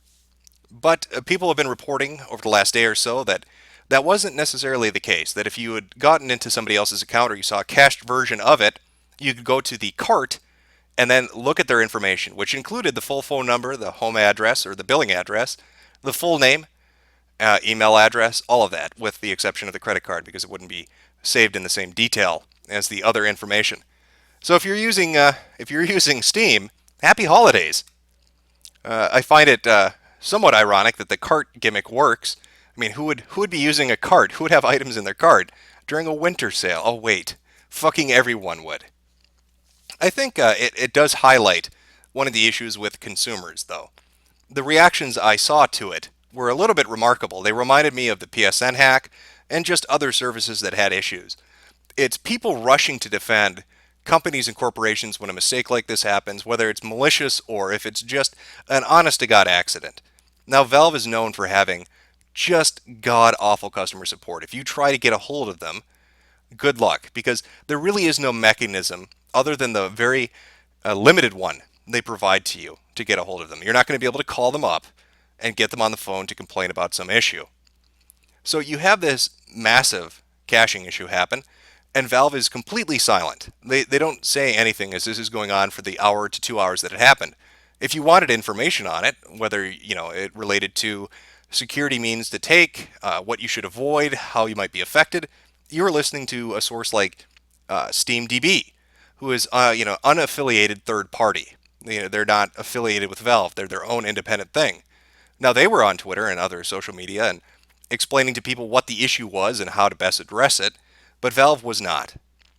So while this is going on, I noticed a lot of people rushing to Valve's defense. It's not a big deal. It doesn't really matter. Valve is great. Stop fear-mongering. Now, as a consumer, I like to have my information protected. I don't like it to be bandied about and handed out like candy on a fucking Halloween. Yet, people seem to have this notion that they need to rush to defend services they use and like. I like Steam. I use it quite a bit. I like Valve as a company. Seems like it's okay. I have some issues with them, but that's, aside the point. But this was a massive, catastrophic issue that shouldn't have gone on as long as it did and should have been addressed directly from Valve. And yet it was allowed to happen for hours. Now you have this information passed out. If you're using the service, there's your phone number, there's your address, there's your full name, there's your email. And people are trying to pretend that you can't do damage with that sort of information. That you can't take the last few digits of a credit card with all that associated information and do things to people, but you can. So it's remarkable to me to see people come out and defend this. I don't understand that mentality. It's a company. You're using their service. You should be given a good, value for your dollar, so to speak. Yet, remarkably, again, people seem to need to rush to defend it. It just, it blows my mind, I'll be honest. I don't understand it. Now, recently, this happened after the Mall of America protest, if you're unfamiliar. There was a protest at the Mall of America by Black Lives Matters and Justice for Jamar. If you've not been paying attention to Minnesota lately, there was a incident involving a criminal, and he was a criminal. He had a criminal record, named Jamar Clark, who was shot outside nearby the 4th Precinct in Minneapolis, Minnesota. Witnesses said that he was put face down on the ground, handcuffed, and brutally executed by the police. This led to weeks of protest outside the 4th Precinct where they blocked off roads, broke beer bottles in the street, blocked off the highway, put up graffiti on the police station, and generally caused a ruckus and a nuisance. Fast forward to this holiday time of year, and they decided that they're going to go to the Mall of America. And it's related to Justice for Jamar and Black Lives Matters because they want a tape release that shows the incident happening. Apparently there was a dash cam video, and they want to see it. So that was one of the demands. Well, a Minneapolis City Councilwoman by the name of Alondra Cano attends this. Now, if you look at her social media accounts, be it Facebook or Twitter or any of the other various services she uses, you'll see that she is deeply involved in it. She's talked about it for months and months and months. Talked about Black Lives Matters, talked about Justice for Jamar. Not just her, but her kids too. Her kids will attend these rallies. Her kids will go with her when she goes to these things. Now, she was at the Mall of America shutdown, and she was there with all the other protesters. Well, constituents found out about this because it was covered in the mainstream media a little bit, or I should say the Minnesota media, and she talked about it again on social media. They found out about this, didn't like it, felt it was wrong that she should be attending, or they disagreed with the points that the protest groups were bringing up, and so they wrote her, they emailed her through her official email. Now, she took the information, and instead of responding to it like a politician would, directly emailing them back, or even just simply ignoring it, she took their information and posted it publicly on Twitter in hashtags used by these activists. And she put up their phone numbers, their full names, their addresses, their emails. Now, when people saw this happen, of course, they were a little annoyed. They found that to be improper on her part. Now, she says that her claim, I should say, is this is proper protocol. They can release information. Government officials have to release correspondence, and there's a Minnesota statute related to that. However, she chose the means by which she did so. And when she decided to release these people's private information, she did it in the hashtags used by the activist groups that she personally supports. Then when she was questioned on it by people who were saying, why are you releasing the information of your constituents in such a way? She claimed that they were racist. She claimed not only that the people who were condemning her actions were racist, but the people who had initially emailed her were racist. She then went on to claim that it was misogynistic. It wasn't just that she was a woman of color, it was that she was a woman as well. Well, you can imagine this caused a bit of a shitstorm in Minnesota, namely Minneapolis. The people affected have contacted the press. I've heard rumors that there's a lawsuit that might go through. She has since deleted the tweets. Now, she is a DFL endorsed candidate in Minnesota. DFL is the Democratic Farmer Labor Party. And she seems to reflect the policies of the people she associates with. They've had some interesting things happen over the course of the last few months. There was a politician who was a DFL candidate who tweeted out discussing ISIS. And the interesting thing about that is she's associated with Justice for Jamar. When Jamar Clark's brother went on camera during one of the protest marches outside the 4th Precinct and talked about how he supported ISIS. How they were just doing their thing, which is remarkably similar to what the political candidate who was running for the DFL for state rep had said. ISIS isn't necessarily evil. They're just doing what they think is necessary for their community. They're community oriented. I don't know if you're aware of that. ISIS, they really like to give back.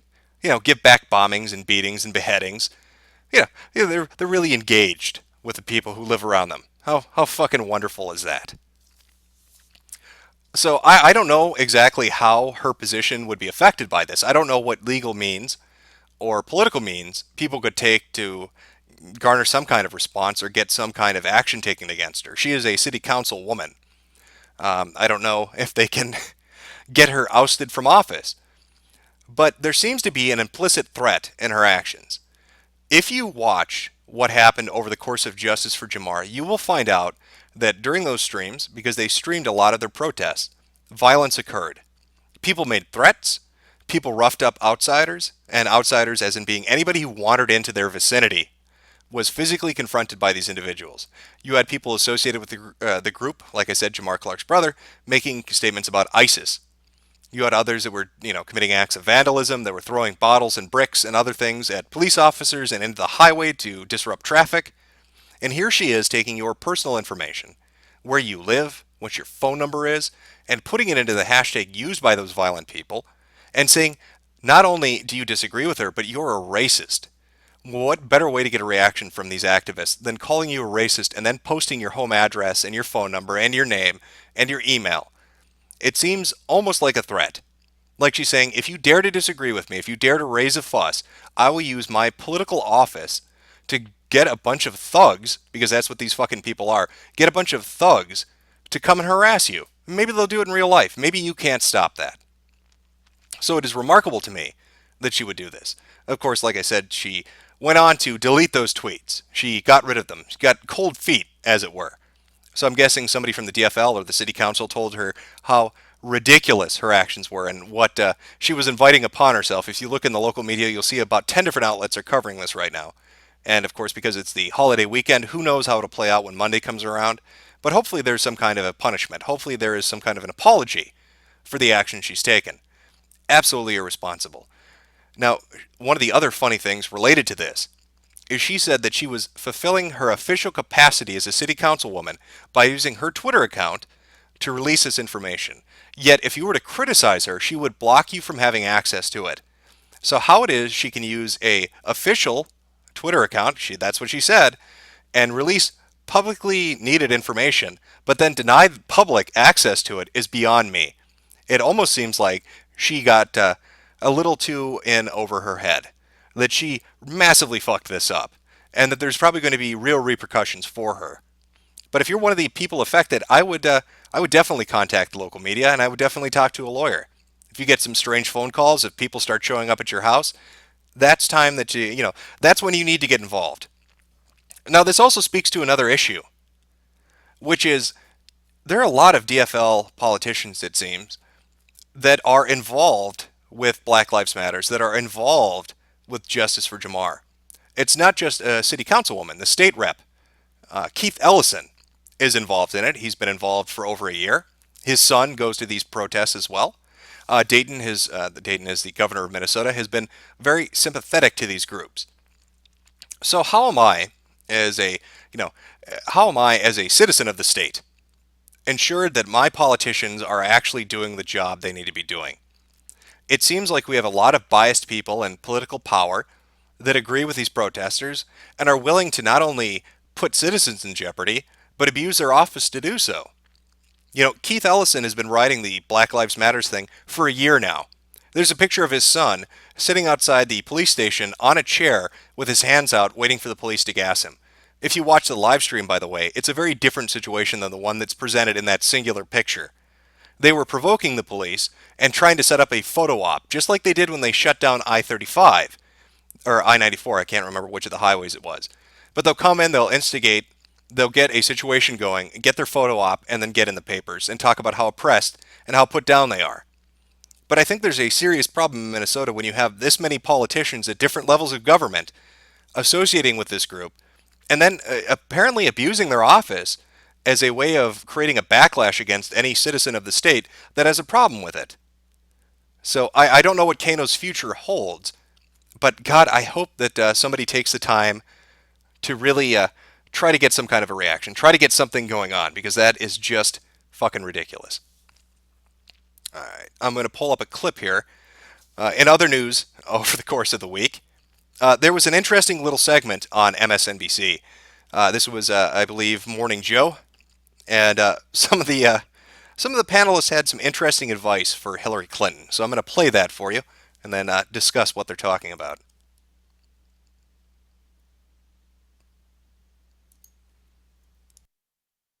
It's a couple days before Christmas, so I'm going to be a bit subtle with my words.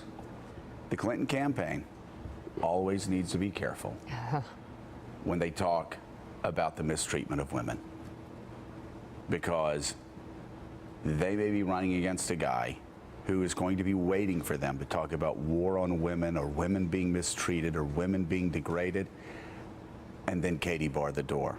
It's going to get ugly. That's my Christmas warning to the Clinton campaign. I agree. I think that they can't very overcorrect careful on little things like this, and it should be just cast off as stupidity. They can't like Stupid. The whole thing's stupid. see a word that and act like this degrades all women in a way that, let's say, sexual harassment in the workplace would degrade women, or equal pay, or harassment, or even rape. You just can't draw those Not in straight this lines. election. Are you uncomfortable, Richard? They just need to be. They need to be. Okay. The Clinton campaign needs to be very careful, and especially if they draw Donald Trump, because the first time she talks about women being mistreated. Yeah. Just sit back and take notes. Yeah. Just sit back and take notes. Are you uncomfortable? I think he was a little uncomfortable. There was a dead silence in that studio when this was being discussed. It was really eerie too. If you've ever watched the show or clips from it, they usually can't shut the hell up. But this time, everybody was very silent in regards to the little warning that was being put out. Now, this was in regards to Hillary Clinton talking about Donald Trump, throwing out a few allegations, and Donald Trump responding, telling her to be careful when it comes to who she's talking about and sexist activities. And you can hear that Joe went on to discuss there might be a few skeletons in the Clinton closet, and Donald Trump potentially has that information and is just waiting for the opportunity. He's just waiting for Hillary Clinton to step over the line, to say something she shouldn't say, so he can open that closet and let all the spooky, scary skeletons dance in front of mainstream media. Now, there's speculation, there have been rumors about what that exactly relates to. That potentially, and again, this is all speculation, I'm not saying it's fact, this is just what I've heard, that Bill Clinton engaged in some violent sex with some potentially young people. I don't know if that's the information he has, I don't know if that's the information that people believe he will be threatening them with. But I can tell you this, mainstream media seems to be it's a little weird, isn't it? It's a little weird hearing a host of a television show on a news station such as MSNBC come out and say, be careful. Don't engage in this. You don't want the repercussions that are going to be associated with it.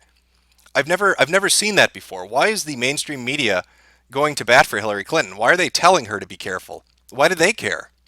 They're there to, report the news and talk about it. So what's with the campaign warnings? It also raises the question of, do they know? If Donald Trump, again, hypothetically, if Donald Trump has information like that, and he obtained it, and he's, ready to release it, does Joe have it? Do other people in the mainstream media have information about Clinton, about her husband, about activities they've been engaged in, and they've refused to report on it? That seems really sketchy, doesn't it?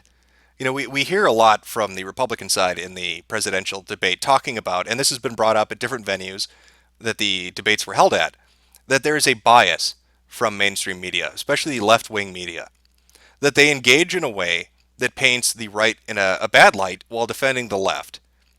And, watching this reaction, watching this clip from Morning Joe where they're talking about, hey, Hillary, be careful, you don't want him to talk about that thing, it makes it seem like maybe that's not really that far off base, huh?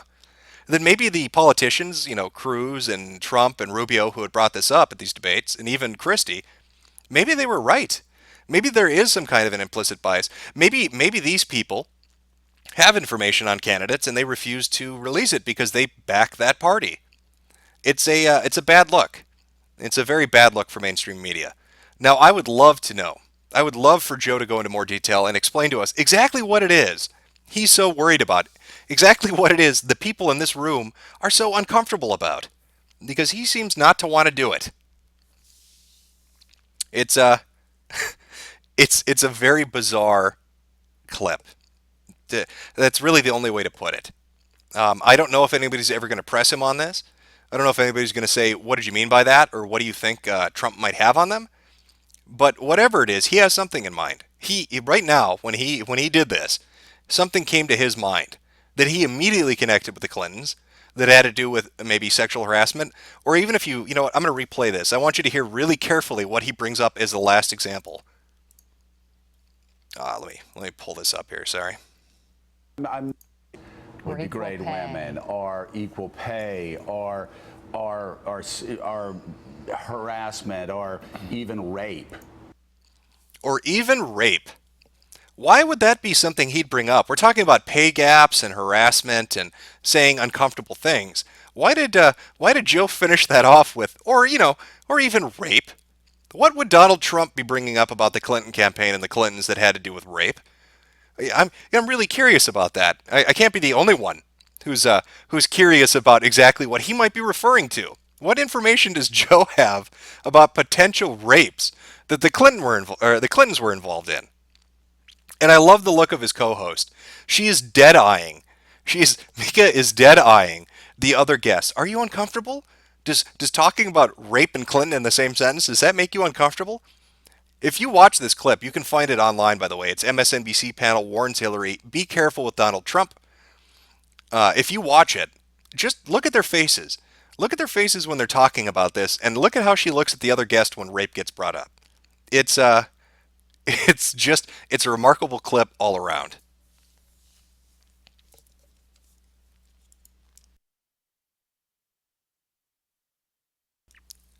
In other news, jumping topics here, Bank of America apparently was able to get a journalist to delete his tweets because they said it violated copyright.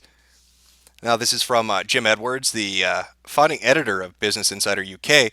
He had to delete 2 tweets related to Bank of America after he received an email saying that his jokes, and he was joking about the bank, violated their copyright, and that if he refused to remove the tweets in question, they would get his account shut down.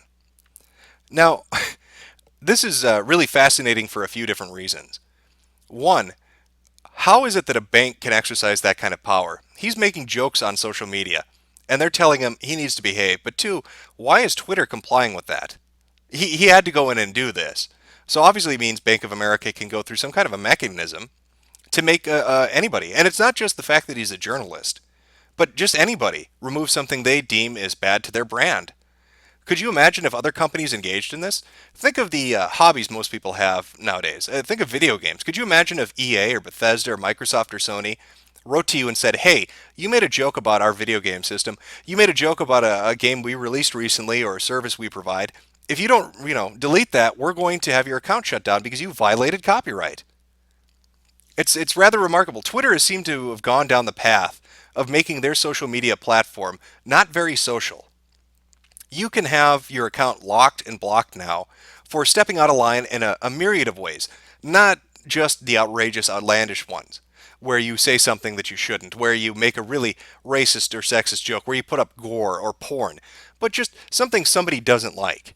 And Twitter will lock you out of your account, and if you want to get back in, not only do you have to delete the tweet in question that offended somebody, you have to enter your phone number now too. And this goes back to the constant shift in CEOs for the company that have tried to redirect or rebrand what Twitter is going to be going forward. I know in 2014 or at the tail end or middle of the year, they had a CEO that was talking about wanting to get rid of all the porn accounts. He wanted to get rid of 10 million plus accounts that tweeted porn, talked about porn, were associated with porn. We saw they put in new safety and harassment guidelines. And now we're seeing corporations and banks basically being able to make people remove tweets that upset them or make their brand look bad. So what the hell is the point of Twitter? What is the point of using the service? And imagine this kind of, force or ability being used against a journalist. I mean, I'm just talking from the average user's perspective, but this person was a journalist. What if it wasn't a joke? What if they wrote a story? Or what if they had information about Bank of America or about any corporation really? And they're being forced on social media platforms to remove that information. It's not a good look going forward. Not for the service that Twitter for the service that Twitter provides. And it's not just Twitter. We've been seeing this on other major social media networks. Look at Facebook. Facebook is going through deleting old posts and old accounts that have, curse words in it, sexist imagery, racist imagery, anything they find offensive now, and just wiping them from the records. It seems like the social media services want to be not only the arbiters of what is morally right and good, but also back corporations that have a problem with the way that users engage with them. The internet is full of banter. Part of the appeal of what makes the internet so fun is the ability to go onto a service or a website and joke around, create image edits, talk about something, make fun of a corporation or a product or an event. But now we're seeing social media basically saying you can't do that anymore. You can't just use our service. You need to now use it in the way we want you to use it. You want to put a YouTube video up? We're going to remove it. Then we're going to make it so your subs don't get notifications. Then we're going to make it so you have to enter a phone number. If you want to extend the amount that you do, we're going to need your name and all this other information. Oh, you want to put a tweet up? Somebody found it offensive. Give us your full name and your phone number. Oh, you want to do something on Facebook? We're going to need all your information. Just make sure you don't offend somebody. It's creating this almost secondary, third-party run database of information on all your social media accounts and how you behave. It's almost like they're reprogramming people. We're going to force you basically to behave a certain way. And if you don't behave that way, you're not going to use any of these services. You're not going to interact with anybody online. So it's another remarkable incident of a company basically exerting power on the internet and getting away with it. It's ridiculous. And this happened, by the way, on I believe the 22nd. So I would have talked about this sooner, but I was so taken aback by Alondra Cano and her actions as a Minneapolis councilwoman that I didn't really get a chance to address this in any other way. Well, I think what I'm going to do now is I'm going to try to get a hold of Kyle. We're going to start up the condemn a candidate section, the little segment here. So if you give me one moment, I'm going to try to get a hold of him on Skype here, and I'll pull him in.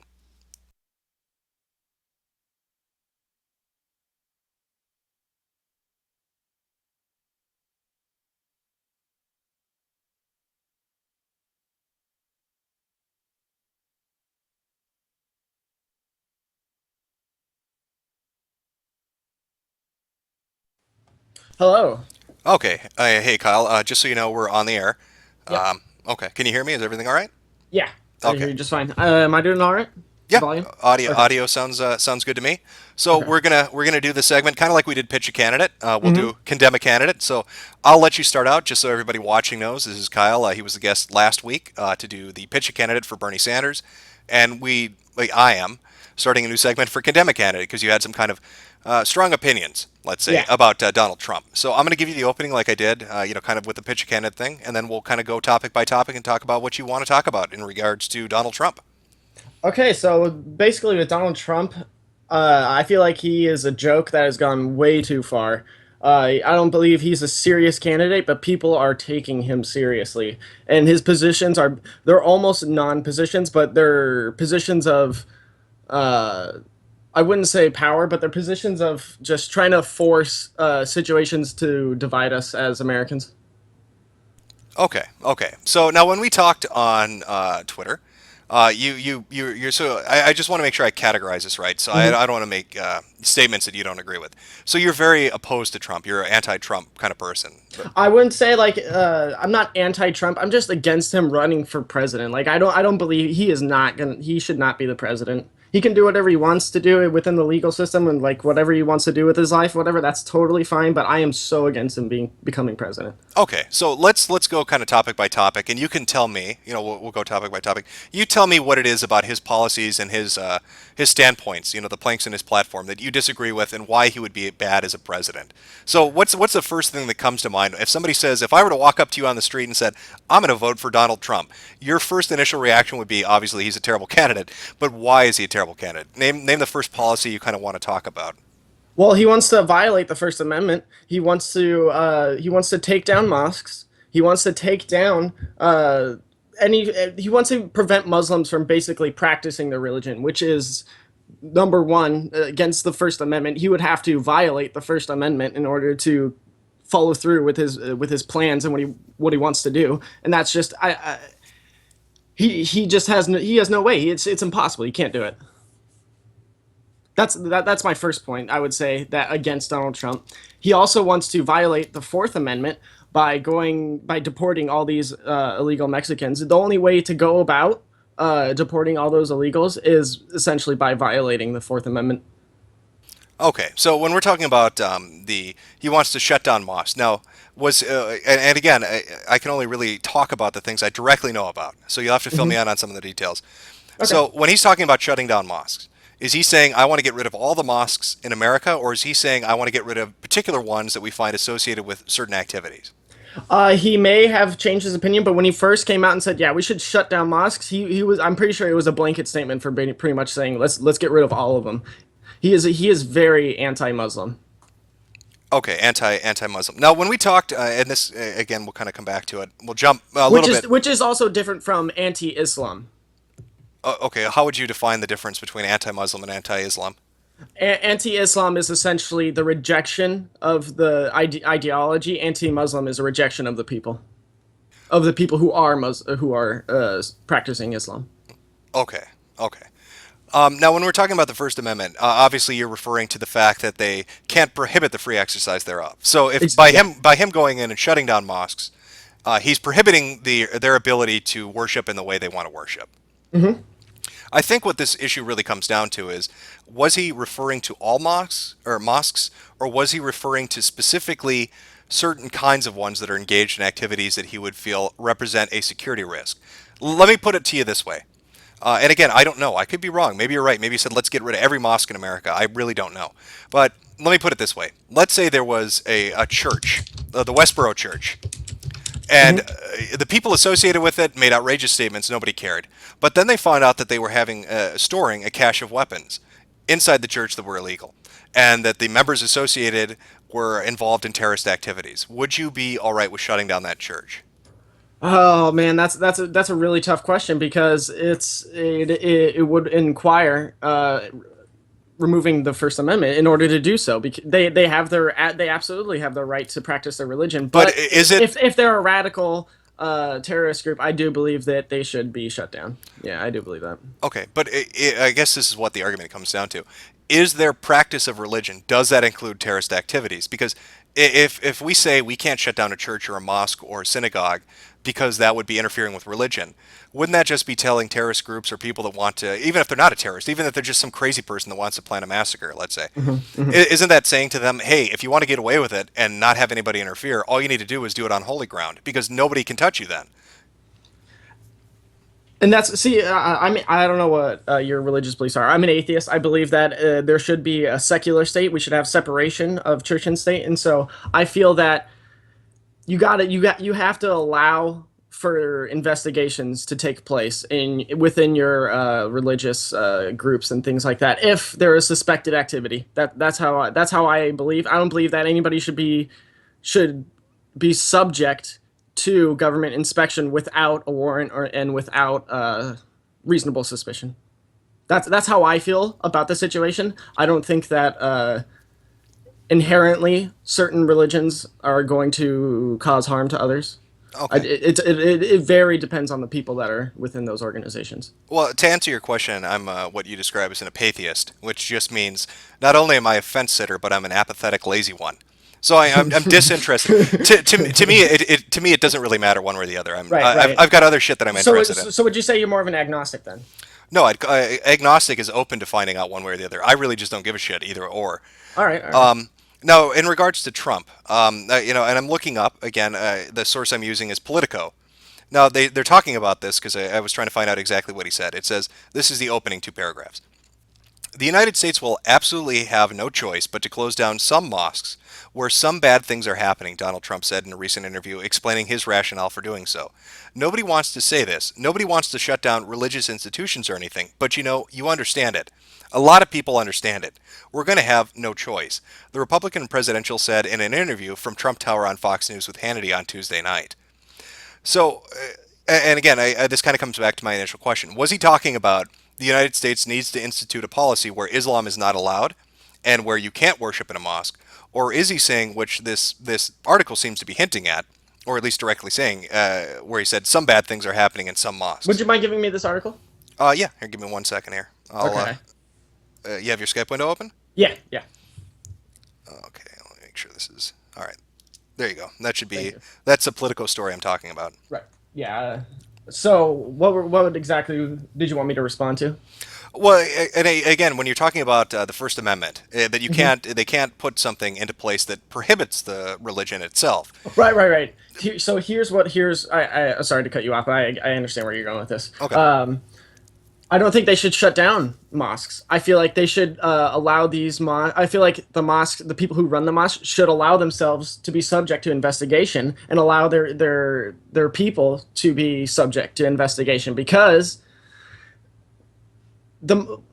I would also say this should be allowed for churches as well, because there's more right-wing radical terrorist groups in America than Muslim terrorist groups. So where I'm trying to go with this is that they should allow themselves to be investigated rather than just shut down these religious organizations, because that's how you inflame the problem. That's how you make things worse, when you try to shut down people and shut down what they like and what they want to do. Right. My personal opinion on this is I think the religion is not a cover for crime. So if you're committing a crime in a religious institution, you should be subject to investigation, and that should be subject to investigation just like if you did it outside of your house. Exactly. Or in your apartment or at your company. You don't have a cloak of invisibility when it comes to religion to get away with doing extremist behavior. Unless you're Christian. If you're Christian, you get away with pretty much everything. Well, listen, in regards to Christianity, let's talk about Catholicism. You had priests molesting children, and the Archdiocese knew, the Pope knew. You had all these different groups that seemed to know that these priests were raping kids. And there's been no investigations. There's been they've hardly condemned them. They just said, "Oh yeah, well, we don't really respect that anymore. We don't really allow it or whatever." But I mean, what have they done to prevent it, or to justify the people that have been raped or whatever, the kids and stuff? What have they done to reprimand? Right, and I think this goes to two things. Okay, the first is religions themselves aren't necessarily unified. I mean, we have the idea that the ideology is. So if you're a Catholic, all Catholic churches are the same. If you're Muslim, all mosques are the same. If you're a Jew, all synagogues are the same. But these institutions are run by different groups and different individuals that set them up. So when Trump's talking about shutting down mosques, it's not like he's saying, we're going to shut down all the mosques, or we're going to shut down the mosques because they're only run by one person. He's saying if we find an extremist group that's running a particular one, we want to shut it down and get those people out and investigate. Would that be something you disagree with? Absolutely, because if he's going to solo out Muslims and stuff, then he better as well be going after all the Christians and stuff that have committed murder and things like that. Just like that recent Planned Parenthood shooter.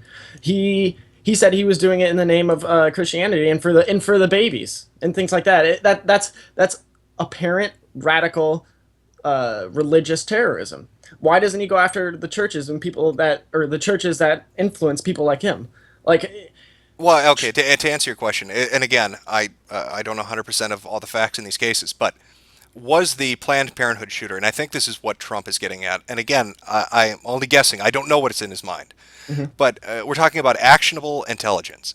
Was the Planned Parenthood shooter supplied with weapons from the church that he attended? Was he given support, material, financial, any support in planning this attack from the church that he attended? Because I think when Trump is talking about these mosques, he's saying it's not that we're targeting them because it's Islam. We're targeting them because these extremists use them to coordinate, to facilitate, and to plan attacks. That's why we have to look at them. Yeah, that's why you should look at them and not shut them down. Oh, okay, but if you're looking at them and I find a mosque that's run by terrorists and it facilitates terrorist attacks, what should I do with it? Leave it open? No, you should report it and get those people that are suspicious notified to the FBI. Okay, so the FBI investigates and finds out the mosque is involved. Its financials are involved. I mean, let's say this Planned Parenthood shooter, let's say the church did facilitate his attack. They gave him the gun, and they used money from the donations to fund it. So wouldn't shutting down the church prevent future attacks? It's using the mechanism as the church as cover to facilitate the attacks. The people running the church are financing the attacks. Because if you don't stop the people that are involved in those types of actions and things like that, you're not gonna solve the problem. You're just shutting down an institute for the sake of shutting it down. No, they are solving the problem. And again, I think this goes back to what I think he's addressing. He's talking about shutting down mosques that are used by terrorists, that are used by extremists who use it to fund and plan and pull these attacks off. Obviously, he's not going to just shut it down and then not arrest them. But he's saying that the mosque itself is being used in a principal capacity. It's being used in a certain way to facilitate these attacks. That's why I go back to the Planned Parenthood thing. If you could show me, I mean, if the killer said, if this crazy motherfucker had said, "Oh my God, I killed all these people for the babies because the priest or the minister, was he Catholic or Protestant? Do you know?" To be honest, perfectly honest, I do not know. It doesn't even really matter. But you get it. If it was whatever the church he goes to. But if he had said, I was provided material support, we planned it out in the priest's office, we got donation money to do it. So yeah, you want to obviously investigate the priest, you want to investigate the people involved in it, but you want to shut down that church so you can find out exactly who's involved, what the financial connections are, what organizations are involved, what all these relationships are. That seems to be what he's talking about. It's not like he's saying we're going to put a constitutional amendment in place that says go away Islam. See, where I stand on this is that I don't believe that those churches and mosques should be shut down, because there are people that attend those churches and mosques that don't partake in those radical ideas. They're not being prevented from going to another church or mosque, though. That is true, but let's just say I'm not saying that this is a perfect example. Let's just say you're in the middle of Ohio or somewhere where it's a small city and there's only one church or one mosque, and then there's people there that are considered radical terrorists. Do you shut down the entire church or mosque just because of a few people there, and that gets shut down for the rest of the city because there's only one, and now there's no church or mosque or whatever? It's a really hard position to have, to say yes, we're going to shut them down and we're not going to allow them. It's something. It's not something that's easy to stand on, Okay, Kyle. I get what your point is, but let me counter with this. Let's say that I'm a terrorist, and I open up a company. And the only reason my company exists in the town wherever I am is because I want to fund, plan, and facilitate terrorist attacks. Now, I happen to have customers that come into my company and buy my widgets. But I don't really make the widget. The widgets are secondary. I don't give a shit about the widgets. I just want to blow up Americans because I'm a horrible, evil terrorist. I'm some crazy extremist, who knows what kind, but I'm just out to get people. Now, looking at that situation, the FBI comes in and says, yeah, the company obviously is used for this purpose. Yeah, the people involved in the company obviously are associated with this purpose. Let's shut it down. You wouldn't say, oh no, you can't shut down that company. Think of the people; they need widgets. That's a totally different situation. That's a business, and that's entirely subject to the criminal justice system, and that can be shut down. Yes, but what I'm saying is, why should it be different? Why should we allow somebody to do that exact same thing and just get away with it? What if they were Scientologists doing it? I mean, we're talking about like these old religions. What if David Miscavige suddenly started funding terrorist attacks and he was using Scientology to do it and Scientology centers to do it? Would we say, hey, there are Scientologists that need to go to that church, so he's protected. We can't ever get rid of Scientology. We can't ever get rid of that particular facility because it's a religion. But if it were a company, we could totally get rid of it. You don't think that's a weird disconnect? No, I don't, because I think that you have to be able to analyze the situation for what it is. And what I mean by that is you have to be able to see, you have to take into account how many people attend that religious facility and which percentage of them are involved in radical ideas and radical terrorism, if the possibility arises. It's more so you should investigate the people, not the facility, and not shutting it down and not shutting down people's religious ideas as a whole.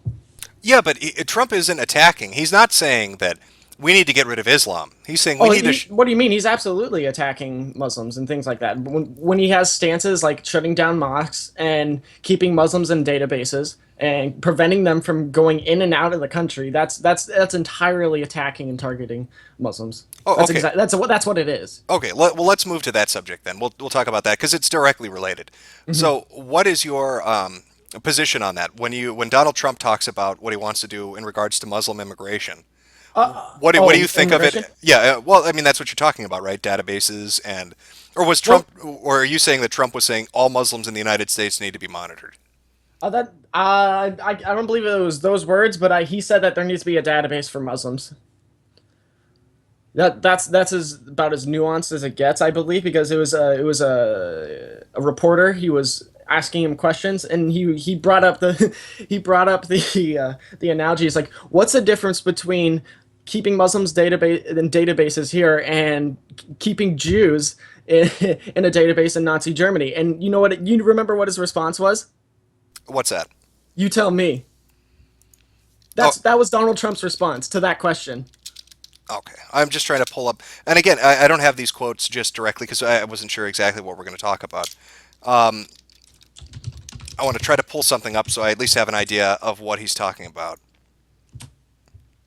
I'm trying to get you that exact sound clip of when the interviewer was asking him a question. Okay, this looks like it's from November 19th from Yahoo News. Yeah, I do believe it was a Yahoo. Okay, asked Trump about his position on increased surveillance of American Muslims. And this is what follows. France declared the state of emergency where they closed the borders and they established some degree of warrantless searches. I know how you feel about the borders, but do you think there is some state of emergency here? Do we need warrantless searches of Muslims, the reporter asked. We're going to have to do certain things that were frankly unthinkable a year ago, Trump said. The Yahoo reporter then asked Trump, do you think we need to register Muslims in some type of database or note their religion on their ID? Trump responded, we're going to have to look at a lot of things very closely. We're going to have to look at the mosques. We're going to have to look very, very carefully. Here, Trump didn't reject the idea of Muslim registry, but he also didn't give an affirmative yes that he wanted to create such a database. I wanted to step in here and say, so let's just say he does implement this program I'm just being theoretical of President Trump. He implements this program of being able to watch Muslims and stuff. And let's just say we absolutely eliminate radical Islam and things like that. Do you think he's going to stop monitoring people, or do you think he's going to expand it? Well, I've already gone on record as saying that one of my reasons that I am not a Trump supporter, that I'm not voting for Donald Trump, is that I dislike his use of the surveillance state. Right. So he's a statist. You're not going to find me agreeing with the idea that we need to create more databases and registries for American citizens. It's a non-position. It's so ridiculous that it only enforces the establishment status quo. Okay. So do you feel, and I think this gets to the more core issue at heart here, do you feel Donald Trump is making these statements because he believes there is a legitimate security threat to the United States, and he believes, for whatever reason, this is the best response to bring to it? Or do you think that Donald Trump, just at the heart, at his core, hates people that are different than him, and that he wants to institute systems that are, racist or classist, or target people like Muslims and Mexicans just for the hell of it because he has a grudge? Which do you think he falls on between those two poles? Where would you place him on that scale? I don't want to say he's a non-genuine person. I want to say that, yeah, he cares about like the safety of the Americans and stuff like that, but how he goes about it is just totally wrong. There's better ways to go about doing what he proposes to do. Okay, what would your, I guess, counter to that be? So let's say Donald Trump says, I believe that there are Muslim extremists that are trying to set up a terror state, overseas in the Middle East. They want to see the implementation of Sharia law. They want to see a worldwide caliphate. I believe that they hate Western values. I believe that they want to come here and harm us for whatever reason, be it economic or ideological differences. And we need to put into place systems that stop that from happening. Well, first of all, even going back, I hope this isn't a null point, but going back to like the day of 9/11, we had evidence that there were going to be attacks on the World Trade Center and the Twin Towers, but the government didn't do anything about it. They knew that it was going to happen. And then how far do you go to implement these statist programs like the NSA and things like that to gather intelligence and information on potential terrorists, but you still don't do anything about it? You understand what I'm saying? Like with all these, you feel that we already have all these systems in place. Yeah, we are. Oh, absolutely. We already have all the tools that we need. And they're not being utilized properly. Exactly. That's exactly it. Okay. They're being utilized to allow corporate America to spy on us and use us and advertise to us directly, and literally all of our conversations and things like that. All those programs like the NSA and things like that where they collect metadata, and they're using it to just advertise to us essentially rather than public safety. So what is your position then on things like surveillance observation on things like putting bugs in place into hardware or having software that has backdoors for the NSA, warrantless wiretaps, that kind of stuff. Do you think that's necessary for security, or do you think that No. should all be done away with?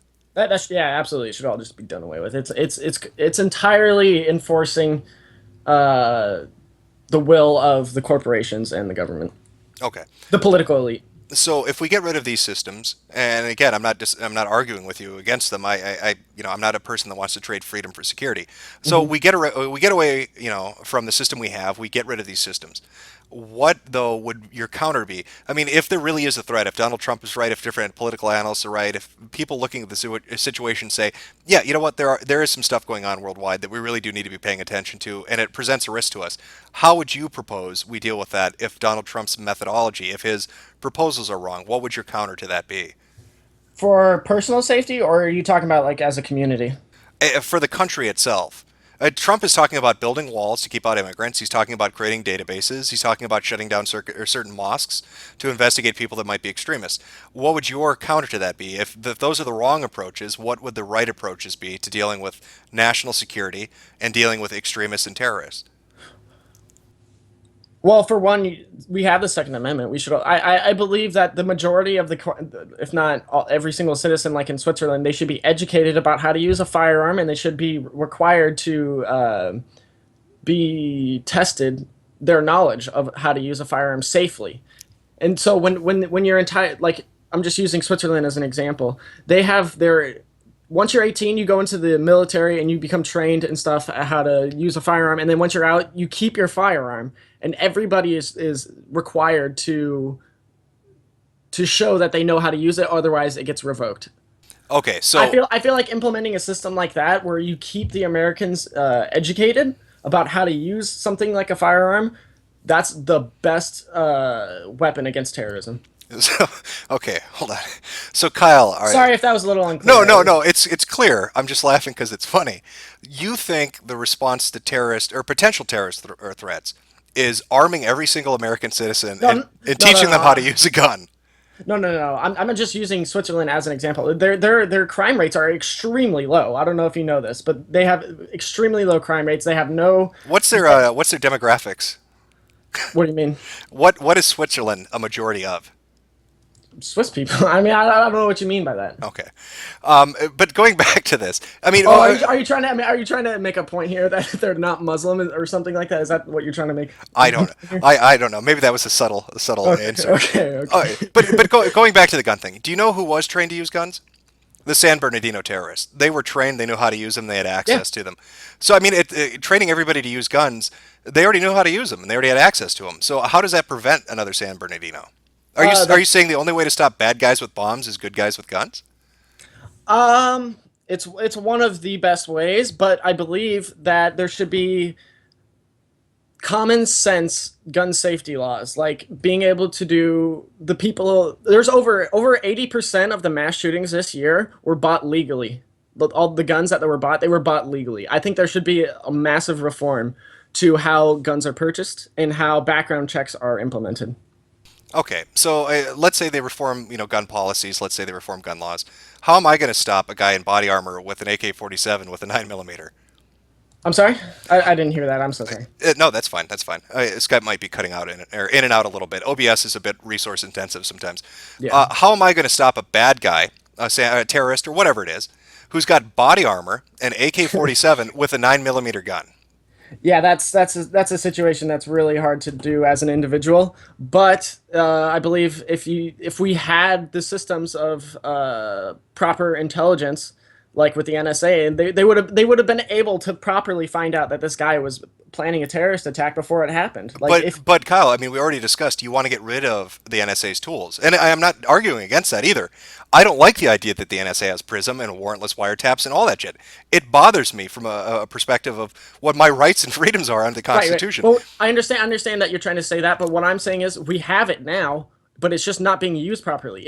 If we're gonna have it, it needs to be used properly. Okay, but how do you reconcile? Okay, so I guess this is how do I put this? If you're saying that using the system properly would help to prevent terrorist attacks, Now, how can you then criticize Trump, who wants to use those systems and maybe even expand them? Wouldn't that make us more secure? No, it would not. But you're saying if we have the tools and we use them properly now, we can stop terrorists. So isn't warrantless wiretaps and PRISM a good thing? It is not. I'm just saying. I'm just trying to use it as a tool because it exists and it's here now. I don't agree with it, but it doesn't mean we can't use it. Okay. Okay, we'll table this one and move on. So Yeah. we've talked about a little bit about the Moss thing, and we've talked a little bit about the database thing. And I was reading through more just to follow up what I said with Yahoo News. That apparently he went on November 20th on MSNBC, and a reporter had asked him, "Should there be databases that and systems in place that track Muslims in the country?" And Trump's response was, "There should be a lot of systems beyond databases. I mean, we should have a lot of systems." Trump then digressed to talk about a wall along the southern border before the reporter interjected, "But that's something your White House would like to implement." "I certainly would implement that, absolutely," Trump said. Here's where we're not clear if Trump was talking about building the wall or building the database. So again, I don't know. You could be completely right. Maybe he wants to put everybody in a database that is Muslim. Maybe he doesn't. It's a little confusing. It seems like two different reporters tried to ask him about this, and neither got really a solid answer. So anyway, moving along from that, moving along from the Moss thing and from the from the Muslim database thing. What other policies that Trump has, or what about his character, do you find unappealing? Do you think would make him a bad president or a bad politician? When he says he's a leader, I just laugh because he has gone through 4 corporate bankruptcies, and that to me, that doesn't scream leadership. That just screams to me failure and incompetency. Because did you know that if he would have just not tried to be a CEO and just stuck to like a hobby like finger painting, and he just invested his father's inheritance, he would be so much more rich. He would be so much richer than he is now if he just did nothing versus trying to go out and be a venture capitalist as he has. Right, but Trump's net worth is, I believe, what is it, $10 billion? I don't know off the top of my head. It changes almost every time he talks about it. Right. Let's say that that's close to what it is. Maybe it's a little less, maybe it's a little more, but 10 billion. It seems fairly accurate. Trump has made a lot of money building up businesses, and that's I don't deny that. And that's after failures and bankruptcies, and he's still as rich as he is. He's still as powerful as he is. Well, because he kind of skirted everything under the rug and took all the money. Right, but doesn't that show that he's got a good business sense? That shows that he's going to try and that shows me that he's going to try and screw over the American people and try and give himself more power, more money, if anything. That's how I see it. I don't know if that's what he plans to do because there's no real way to prove that, but that's how I feel about it. But you can't seriously believe that Donald Trump would use the presidency of the United States to make himself richer. I mean, you think that he wants to go into office and rob the Treasury? No, I did not imply that. Okay, well, how do you mean that he would use the office then to make himself richer? He would implement laws and things like that to make the system more rigged for him and people and billionaires like him. Okay. Well, I mean, why if you're in a position of power to make the laws, why wouldn't he try to make himself more rich? Like that's just the obvious go-to for somebody like him.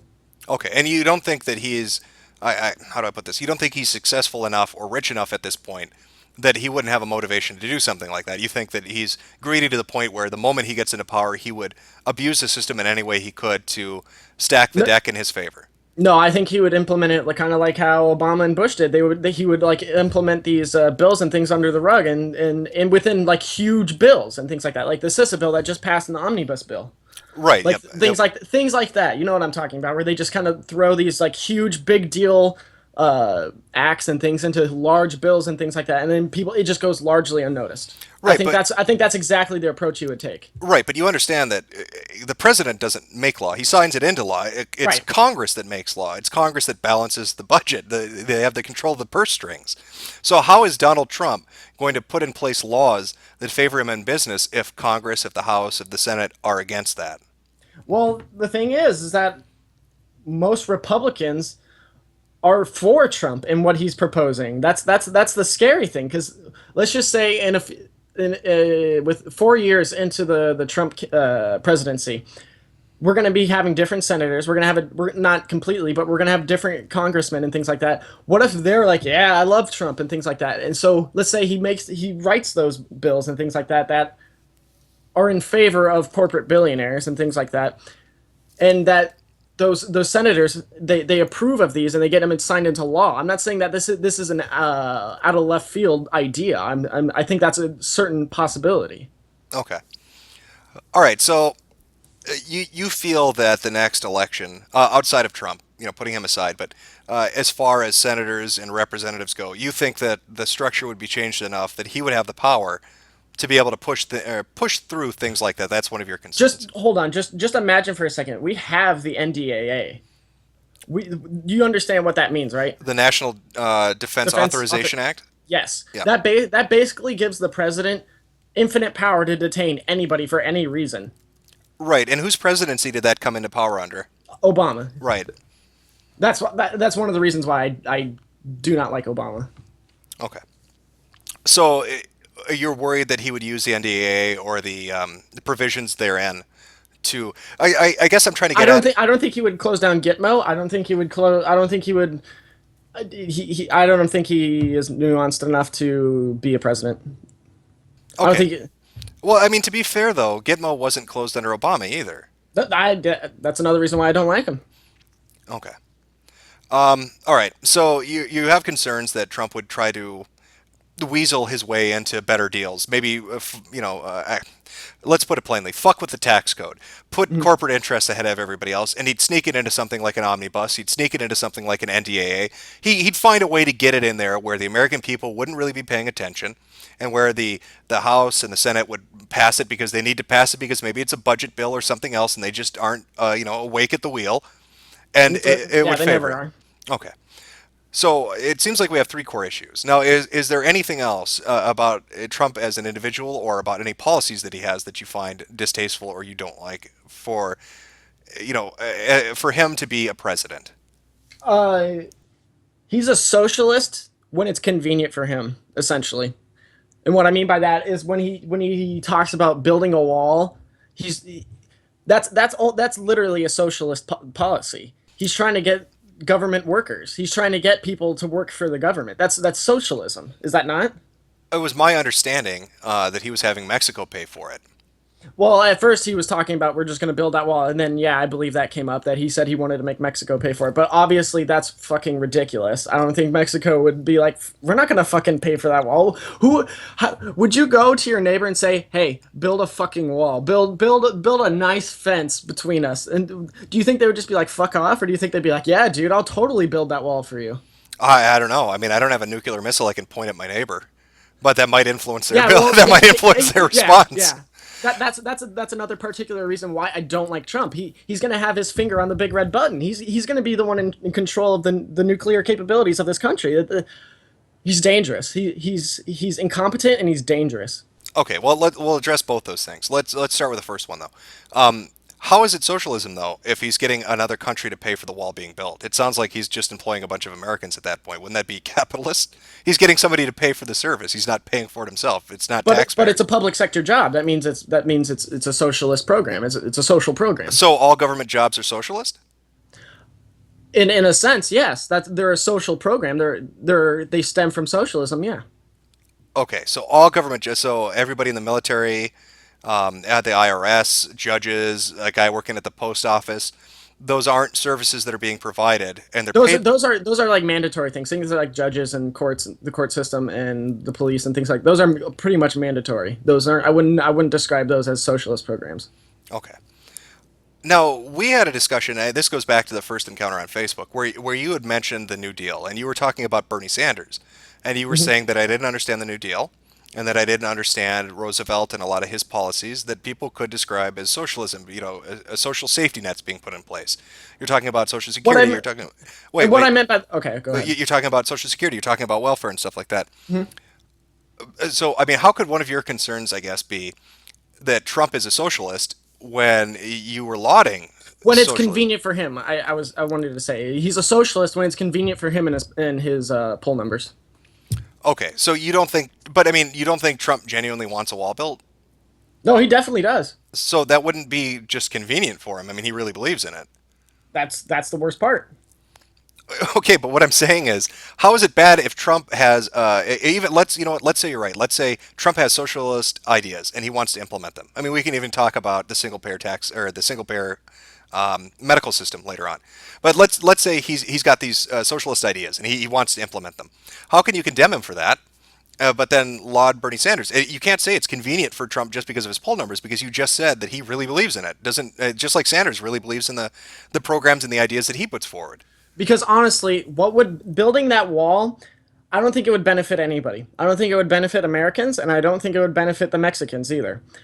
I feel like, yeah, it's not going to benefit the Mexicans. That was the point of building a wall, though. I mean, you're right. You have to come up with a solution between the states. What is like the main problem between Mexico and America? I would say it's the drug war and things like that, right? I'd say you got a lot of things. You've got a source of illegal immigration. You've got drug activity, the cartels. Well, there's more illegal immigrants leaving America than there are coming to America. Yeah, I've seen that statistic cited. But the fact is, we still have a very large population of illegal immigrants in the U.S., and that deficit that you're talking about is 200,000 per year. If we have 10 million illegal immigrants and only 200,000 are leaving the country themselves, that means that, what is that? So that's 50 years. It'll take 50 years for the illegal immigrants to leave. By then they'll have so many fucking kids that they won't need illegal immigrants to come over the border. They'll be making their own in the country. And that doesn't go against what America believes as a whole. Because we have the 14th Amendment where you're allowed to become born into this country and you're a natural born citizen. It doesn't matter if your parents were from Mexico or not. You're a natural born citizen. You're talking about anchor babies. Essentially, yeah. Okay. But I don't believe in that term. Because there's so many great people have been a result as of what people like to call anchor babies that it's pretty disingenuous to consider. They may be great people, but that is what they are. They're anchor babies. They were born here and they anchor the parents here. They're anchor babies. I mean, it could be fucking Einstein. It could be, you could tell me Lincoln was an anchor baby. It doesn't change the fact that at the end of the day, that's what they are. I understand that. Okay. I just disagree with the term and using it as a derogatory statement. I'm not using it as a derogatory statement. Most people do, though. Okay, but the term that I'm familiar with is anchor baby, and the reason it is because that's what it does. It anchors them in the country. We're getting off track with that statistic, but so you're talking about the benefit to the United States people and the Mexican people, and you don't think the wall would work. You don't think it's a good idea. What exactly about the wall do you disagree with, or what do you think is not a good idea about it? It's going to cost hell of a lot of money, and Lord knows that we need to spend less money on things that benefit corporate and state entities and more benefit the individual and the citizens. Okay, but let's say Trump's plan succeeds. He builds a wall and Mexico pays for it. So it hasn't really cost the American. That just sounds ridiculous. I can't imagine that happening. Well, again, it sounds ridiculous that a man who had 4 bankruptcies has $10 billion, but fuck, he does. So let's say he pulls it off. Let's say he gets Mexico to pay for the wall. So, he builds a wall, Mexico pays for it for whatever reason, however he pulls it off. Maybe he threatens the North American Free Trade Agreement. Maybe he says, we're not going to, do business. We're just going to do it with Canada. I don't know. But let's say he does that. How would then that be a deficit to the American people? What would your problem outside of the financing, I guess is what I'm asking, be with the idea of a wall between the border? Families, for one. You're going to be separating so many families from each other, and it's going to create it's going to cause a lot of tension between Mexico and America. What do you mean by families, though? I guess that's what I'm asking you.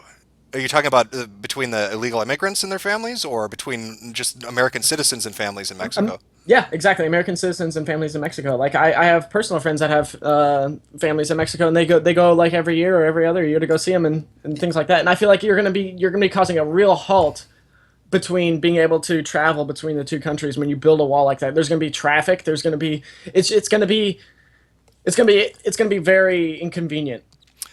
Well, to be fair, though, I mean, it's a wall, not a force field. I mean, there are going to obviously be entry and exit points through the wall. The people are still going to need to go across the border. So, I mean, how is that prohibiting families from seeing each other? You're telling me that you think an extra 5 minutes in drive time is going to make it impossible for me to go to Mexico? I don't think it's going to be an extra 5 minutes. It's not going to. It's going to be hours, if not days, to be able to get through, because there's going to be checkpoints, and they're going to be like, "All right, we have to make sure that you're okay," and whatnot. It would be a long process just to get through the wall. You know that. I don't know, to be honest. I mean, neither do I, because this is entirely theoretical. It's not. When you're looking at the Berlin Wall, I mean, that eventually got torn down. Yeah, I understand that, but it didn't take people days to get through when they had official business and they were cleared to go. But how I feel Donald Trump will go about it is he wants to keep the Mexicans out, period. So you think he's not just against illegal immigration, he's against immigration just as as a concept itself. Well, as you hear when he's talking about all these Syrian refugees and things like that, he's saying, no, we should not be taking any Syrian refugees. And he doesn't want people coming into this country that are potentially Muslim or Mexican. You don't think he has a point, though, in saying that we have a risk inherent in allowing specifically Syrian refugees in? When you look at what happened in Paris, it was a person pretending to be a Syrian refugee that, took part in the terrorist attack. Right. I understand that, but no, the people that took part in the Paris terrorist attack, they were French citizens. You had people using fake passports getting into the country. There weren't all French citizens. Not all, but a lot of them were. Yeah, but not. What I'm saying is they still got in. So when you hear Trump saying, I think it's a risk allowing Syrian refugees into the United States, whether it's at all or we need more vetting or we need a better system in place. There needs to be a better interview process before we let them in. We need to understand who they are and what their intentions are and what connections that they have in America and connections even back in Syria and wherever. Or I'm not saying Syria exactly because that place is a fucking shithole now. It's all blown to shit. But they should be more cautious of who they let in. And I believe Obama has even stated that they have these interview processes before they just allow Syrian refugees in. Okay. Well, my perspective, and again, I'm not voting for Trump, so I'm not a Trump supporter, but my perspective on it is that he has a reasonable concern with Syrian refugees coming in, and that he has a... I don't think he has a reasonable concern. I think it's reasonable. I think he's being... I think he's just pandering to the fear-mongering. Put aside other candidates. Okay, put aside Paris. San Bernardino, that was somebody who was an immigrant. His wife was an immigrant. She immigrated in. She got a visa in. Now, you don't think that... we had a terrorist attack. We had 20-plus people die because of an immigrant. I wouldn't say that it's the fault of allowing immigrants in. I say it's the fault of allowing those particular immigrants in. What is that particular immigrant? I want you to tell me what that particular immigrant was. Yeah, they were Muslim, and they were, I don't know exactly their entire the life history of where they're from and what they did, but yeah, they were Muslims and things like that. But that's when you have to be able to analyze the situation accordingly. You can't just say, no, we have to prevent all Syrian refugees, we have to prevent all Muslim immigrants from coming in. Like, you can't just because of a few. I'm not saying, well, in comparison to right-wing terrorists, you can't just allow a few to prevent the many from coming in. Okay, so I mean, what would your solution be then? I mean, how are you going to, if we're not going to be more proactive in regards to immigration, if we're not going to build a wall, aren't we opening ourselves up? I mean, we have Islamic. We have Islamic extremists that we know want to do damage to the United States, that have carried that out successfully. Not just shit like 9/11, but San Bernardino and events that transpired in between the two. So, are we not? You don't think that this kind of open door, nonchalant policy is dangerous to the American people? I don't disagree, but I think there are even bigger issues at hand than just combating radical Islam and people who are terrorists. I think there's a bigger issue at hand. I think we have to understand that they're able to purchase guns so easily and without any sort of like background check. You can just go to a gun show and get a gun. Like, it's not hard. Well, yeah, Kyle, but one of the biggest terrorist attack we had, they flew a fucking plane into a building. So, I mean, how are you going to ban assault planes? No. You know what I mean? Like, they found a way to do a terrorist attack, you know what I mean, with something that did a lot more damage than a pistol. And since then, we've implemented programs that prevent situations like that from happening. Like, we haven't had a 9/11 attack since 9/11. So I believe that what we've done so far is a pretty good deterrent against hijackers. Right, but what I'm saying here, Kyle, is it's not. I don't want people to get the idea that the only means for a terrorist to do damage or kill people is a gun. Right. There are many other ways of doing it. Who knows? They could go make a fucking fertilizer bomb. We can't ban assault fertilizer. But the biggest problem in America is guns. That's the majority of death. The cause of death in America is. But from Kyle, gun violence. did you not just tell me earlier that you want a Swiss model where everybody is taught how to use? No. I didn't say that's what I want. I'm just saying. No, you brought that up as an example, though. So, I mean, if guns are a problem, as you say they are, then how would the Swiss model of protecting ourselves from terrorist attacks? The guns are not the problem. It's the people not being educated how to use them properly and when to use them. How do you educate a terrorist when to properly use a gun? What? That's a non-question. I know it is, because it's ridiculous. What I'm saying is, if you propose a system where you're educating people to be smart about using guns, how is that preventing a terrorist from shooting somebody? I mean, either you're going to have to address the issue because you're teaching the people, not the terrorists, the so-called good guys, to how to use a weapon and when to use it effectively and safely. You're essentially teaching the people how to prevent these kind of things from happening. Not, I wouldn't say prevent them, but to act upon them and prevent more deaths than what may have already been caused. Oh, okay. So you've educated the people. Let me, before I go on with this, would you, and this is outside of our conversation, as far as amendments go and gun rights in the country, do you believe all guns should be banned, or there should be people should have access to guns? People should have access to guns. Guns are a good thing. Okay, so guns are a good thing, and we have guns in the country, and you believe that people should be educated to use those guns? Yeah. Okay. How does that, though, prevent terrorists from getting those guns and using those guns? You have to have background checks before they're able to purchase them. Like I said. But Kyle, here's this kind of segues into it. We don't have a database anymore for Muslims because Trump didn't get elected, and the NSA program's been pulled down. In a good world, in a perfect world, in a world where we don't have this shit going on. So there are no surveillance programs, there are no databases. So what does the background check show, though? Why, it's not going to say they're Muslim, right? Because you can't do that. So what is it showing on the background check that would make me think they're a terrorist? This is entirely theoretical. I know, and I'm saying it's entirely theoretically. We're theoretical. We're talking about a hypothetical situation. That's something that's really hard to have a nuanced opinion on, because it requires data. It requires time to get the data needed to make an opinion on something like that. Well, okay, even in the current age, if I were to go get a gun and they did a background check, what exactly is going to tell them I'm a terrorist? Your history of who you talk to and why. Who I talk to and why. Mm-hmm. Okay, so it's pretty. I would say for the government, it's pretty easy for them to be able to track your conversations and who you've been talking to. Like, they have those tools. Okay, I'm sorry. The chat is shouting right now. Sure, whatever. I'm not paying attention to them. Okay. All right. Let's table this. We got off track. God, a little bit. Yeah, a little bit. We were talking about the border wall. We were talking about Mexico and America. And I remember we had finished up talking about the difficulty for families to see each other. So we've talked about a few things.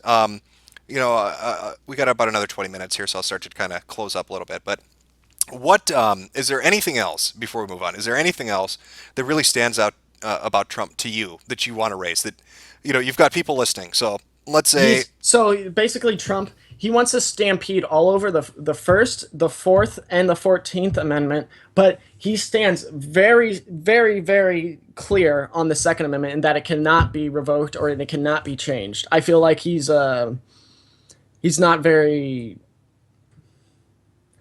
genuine. He's playing the political game. If you understand what I mean, right? Well, yeah, we had somebody on earlier who was talking about Rand Paul, and one of the things they had mentioned about, I believe they had mentioned about Trump, was that he had the ability of showmanship. Is that kind of what you're talking about? Like, exactly. He knows how to present himself to an audience to make himself appealing. And I feel like if he does get the Republican nomination, and he goes up against Hillary or Bernie Sanders, I feel like he's going to have to change his positions in order to be electable. He's going to have to go back on some of the things that he said. Okay. If he wants to get the base of the Democrats and things like that, because you have to be able to reach over and talk to those people to get their votes, and it turns out there's more Democrats in this country currently than Republicans, and if you cannot get their vote and get their support, I don't think he can't win. Well, I don't know necessarily if that's true. I mean, it comes down to who's voting and how many. I don't know if you watched the stream earlier at the beginning, but we played. I watched a little bit. Yeah, I played a clip from MSNBC where they were talking about the Hillary campaign. Because let's say Trump hypothetically got the nomination. They were talking about the Hillary campaign, and she was making some comments about Donald Trump and made some allegations about sexist talk or behavior. And he had said, "Are you talking to me?" Basically, you might want to be careful with that. And the reporters had brought up that she really should be careful about that. That's not something they want to bring up to Donald Trump. It makes it seem like, and there are rumors going around in speculation right now, that Donald Trump has a lot of dirt on the Clintons, and that he knows. I believe he does. Right. So you don't think that Trump would be able to use something like that? I don't think he'd have to necessarily walk back his position. If Donald Trump ran against Hillary and he really did have some kind of allegation and evidence of rapes taking place or some kind of really abhorrent sexual behavior on the part of the Clintons, I think that would be the end of Hillary's campaign. You know that Donald Trump has rape allegations against him. Is that something that Hillary's brought up, or is that something that's come out of the press? I don't know. That's just the fact and things like that. But it's not something that Hillary has said or anything. That's just history. I'm just saying that Donald Trump has had rape allegations towards him. From where? I believe his ex-wife and maybe a few other people. Okay, so his ex-wife accused him of rape. Are you talking about Ivanka or Ivana or whatever the hell her name is? I can't remember. It's one of them. I don't remember off the top of my head. I just know that they exist. Now, if you want me to, I'll pull it up right here. Hold on. Yeah, again, that's something I'm just not familiar with, so I don't know.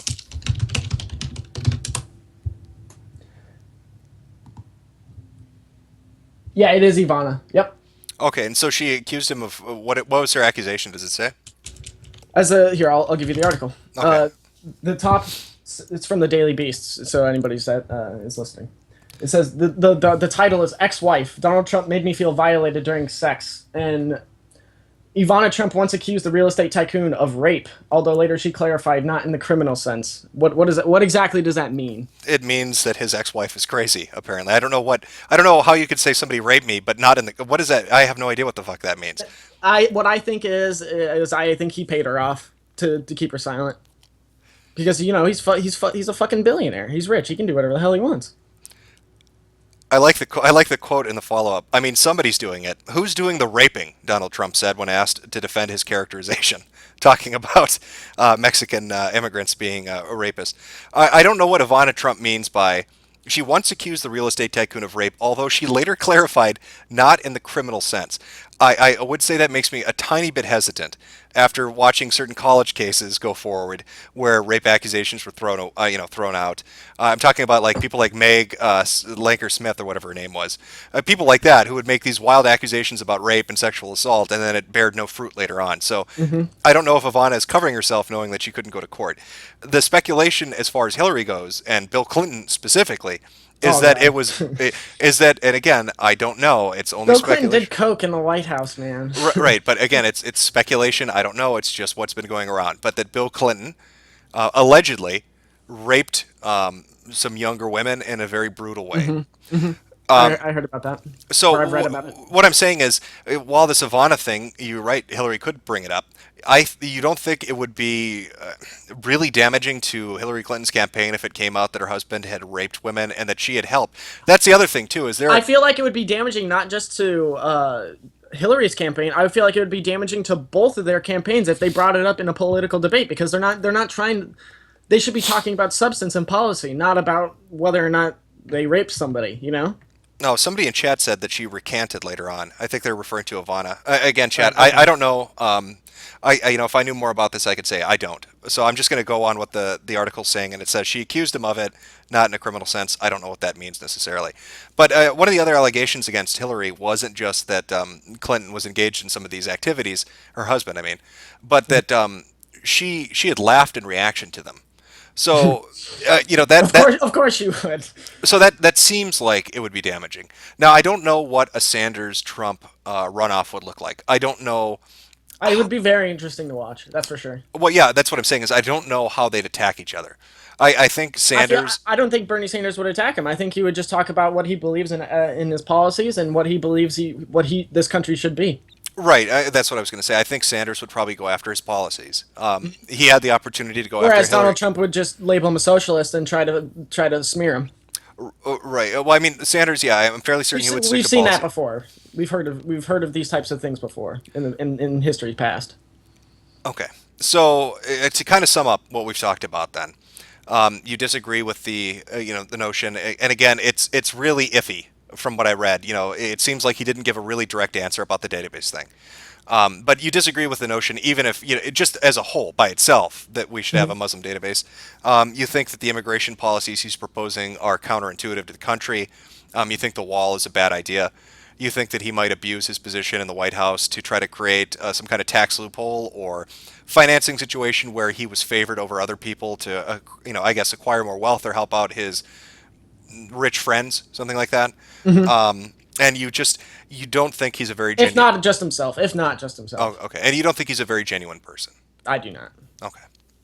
All right, Kyle. Well, I appreciate you coming on. I hadn't heard the Ivana Trump thing. I don't know what the hell she's talking about. When you say not in a criminal sense is really weird. That's what I'm saying. That the people Donald Trump associates with, and he's a real shady character. He tries to come off as this straight shooter and somebody who can get shit done when he can't even get his life together. I don't want to say he can't get his life together, but he can't get like his background together. You know what I'm saying? Like when he accuses Mexico or bringing in rapists and drug dealers and things like that, and being mostly crime related when they come over here, when he can't even get things right about himself, I believe he needs to set things straight. Well, right, but I mean, in all fairness, though, when we were talking about Mexico, and you had brought up, what do you think the biggest problem between the U.S. and Mexico is? You did mention the drug war. Yeah. If you want to talk about that real fast, I believe that all drugs should be legalized and regulated. Oh boy! All right, so you think we should have? Well, how would you? Okay, you know what? I shouldn't jump the gun here. Yeah, let's talk about that. We've got a little more time if you've got a few minutes. That's one of the biggest issues in this country. Okay, so you tell me, I'll let you explain. You tell me your stance on the legalization or regulation of drugs. What do you think the limit should be? How should it be implemented? You go ahead and take your time, kind of just explain to us. So obviously I believe the federal prohibition of marijuana should be knocked down from a Schedule 1 drug to completely legal, like something like that of a Schedule 4 or something. In fact, I'm all for just abolishing the schedule system. I'm all for abolishing it. There are known drugs that are beneficial to the human body and the human psyche that are completely illegal and they're not allowed to be studied, like MDMA and psilocybin and LSD and things like that. When used in a proper medical facility and with psychiatrists and stuff, it can have profound effects on the human psyche, and like things like curing depression and things like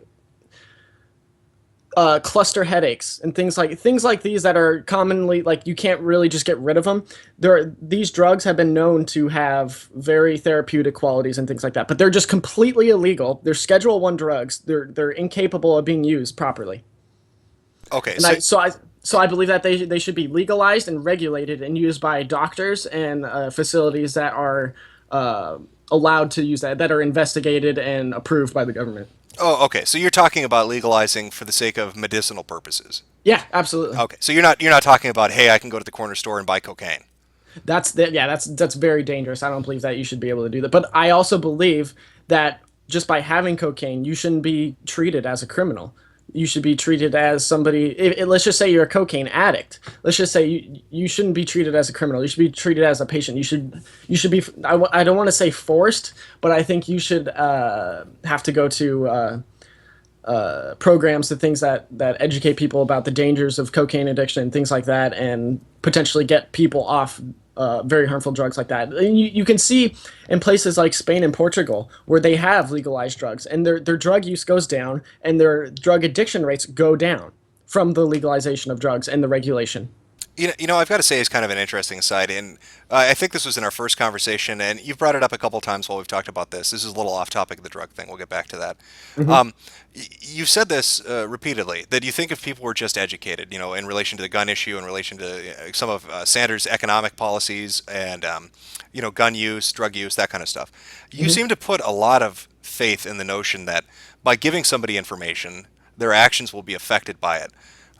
You know, when you look at a typical drug addict, like a meth addict or a heroin addict, I don't think necessarily telling them that heroin or meth is bad is going to have any real impact, nor do I think if somebody wants to create Oh, right. Or nor do I think if somebody wants to commit a criminal act, that educating them on how to use a gun properly is going to somehow stop them from using that gun.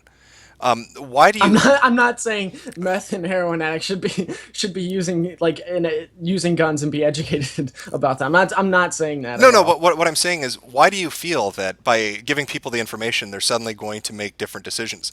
You don't think that a majority of people? You don't think that an educated populace is not? You don't think that's a good thing? I think that people who have vices, people that have problems, people that have addictions, people that want to commit criminal acts aren't going to be affected by the idea that if you educate them that they're wrong, that they're suddenly going to stop committing them. I mean, kind of like look at the idea. I'm not saying it's going to stop, but it's going to stop those types of problems and things like that. But what it will allow is it will allow prevention of future events and things like that. Because we have a problem. Like it's clear cut. We have a problem with guns and drugs. We need to move forward, start moving forward, and educate the people about it, not just outright labeling people as criminals and things like that. We need to start working towards a constructive society that allows people to better themselves versus just throwing them into a jail cell. Okay. Well, I draw parallels between this kind of notion, though, and look at something like feminists and the idea of rape culture. They think that you need to just educate every man that exists that raping is bad and that will make rape go away. But, yeah, but see that's. But no, but wait. I'll let you respond. That they think that by educating men that rape will go away because there's a rape culture that somehow is glorifying what it is or not addressing what the problem is. But when you look at the data, or when you just use even common fucking sense, telling people not to rape isn't a message they need because they know they know it's bad in the first place. And telling rapists not to rape will have no effect because they want to rape people. So how does educating the populace about guns or drugs or all these other issues, how does that change what we have in place right now? Because we currently have a situation where all drugs, almost, I don't want to say all drugs, I want to say a lot of the beneficial drugs that we can be using on our citizens today are just completely illegal, and it's just outright, it's not legal to be using them. Versus a situation like trying to educate people about those drugs and things like that. That's a much safer approach to go about. Hey, and so I'm just using a theoretical situation here. So say like you happen to get involved with some shit wherever in the city or whatever, and you get some drugs on you. Well, now you're playing a really dangerous game. I'm just going to use MDMA as an example. Now you're playing a really dangerous game by just by having it, because if you get caught with it, you're going to jail. Let's just say you're trying to use it for therapeutic reasons at home, like you're trying to use it to talk to somebody and get something out of your system or whatever, and try to get that handled. If you get caught, you're going to jail. So what I'm trying to say here is when you try to apply that kind of logic to people who make rape out, you're talking about educating men not to rape and things like that. That's just a position that's totally unreal. Like it's not a position that you can have, because it's not. Well, isn't it the same argument though? I mean, it's the same idea that if we just get them the information, if we just educate them, then we won't have this problem. And you seem to, I guess one of the things you're arguing when you're talking about drug use is that you seem to refer, or at least imply, that the people that are using drugs are almost all exclusively people who have cancer or something like that. But a lot of drug addicts, I'd say the majority of drug addicts and the majority of drug users aren't using it for medicinal purposes at all. They're using it to get high. I wouldn't say all, but obviously they always have that potential because they're psychoactive drugs. Well, right, any drug. I don't know many people that it would engage. I mean, when you look at America's history and you look at the uses that we've used for different medications and drugs, look, cocaine was used medicinally. Sigmund Freud used to give people coke. Sigmund Freud used coke. You know what I mean? Yeah, I know. That's why I feel like drugs should be legalized. I feel like that's why we should be able to alter our consciousness how we please, because isn't that the whole idea of freedom, of being able to do what you want? Within limits, within reason. I mean, But if you're not hurting anybody, and you're just say like, all right, I want to do some coke on the weekend or whatever, and you're not hurting anybody, and you're just doing some coke on the weekend. Why is that illegal? Why is that not allowed? oh, okay, so I do some coke on the weekend, and I have a great time, and everything's fine, nothing bad happens, and then I do it next weekend. And by the time I know it, after 3 or 4 months of doing it on the weekends, I'm doing it weekly because it's affected me to the point where I'm now addicted. But I can't support my habit because it costs so damn much money because I'm doing it so much. So what am I going to do to get the money to pay for the drug habit? Oh, and that's when the law comes in, because like when you start to do illegal activities like robbing people or like hurting people, that's when the government should step in and say, hey, now it's becoming a problem. You need to blah blah blah go to jail or do this Narcotics Anonymous program or whatever, you know. Right, but I mean, drugs, especially drugs like cocaine and certain kind of classes of drugs, have very addictive properties. I mean, wouldn't you be kind of opening up the floodgates? Then why is nicotine legal? Why is alcohol legal? Because nicotine doesn't compel me to go out and rob people. Alcohol doesn't. Well, alcohol, you know, we could have arguments about that too. You know, why is alcohol legal and weed isn't? Why is alcohol not illegal and other things are? That's why I'm just saying, why not just legalize everything across the board and have regulation and proper programs to promote safety?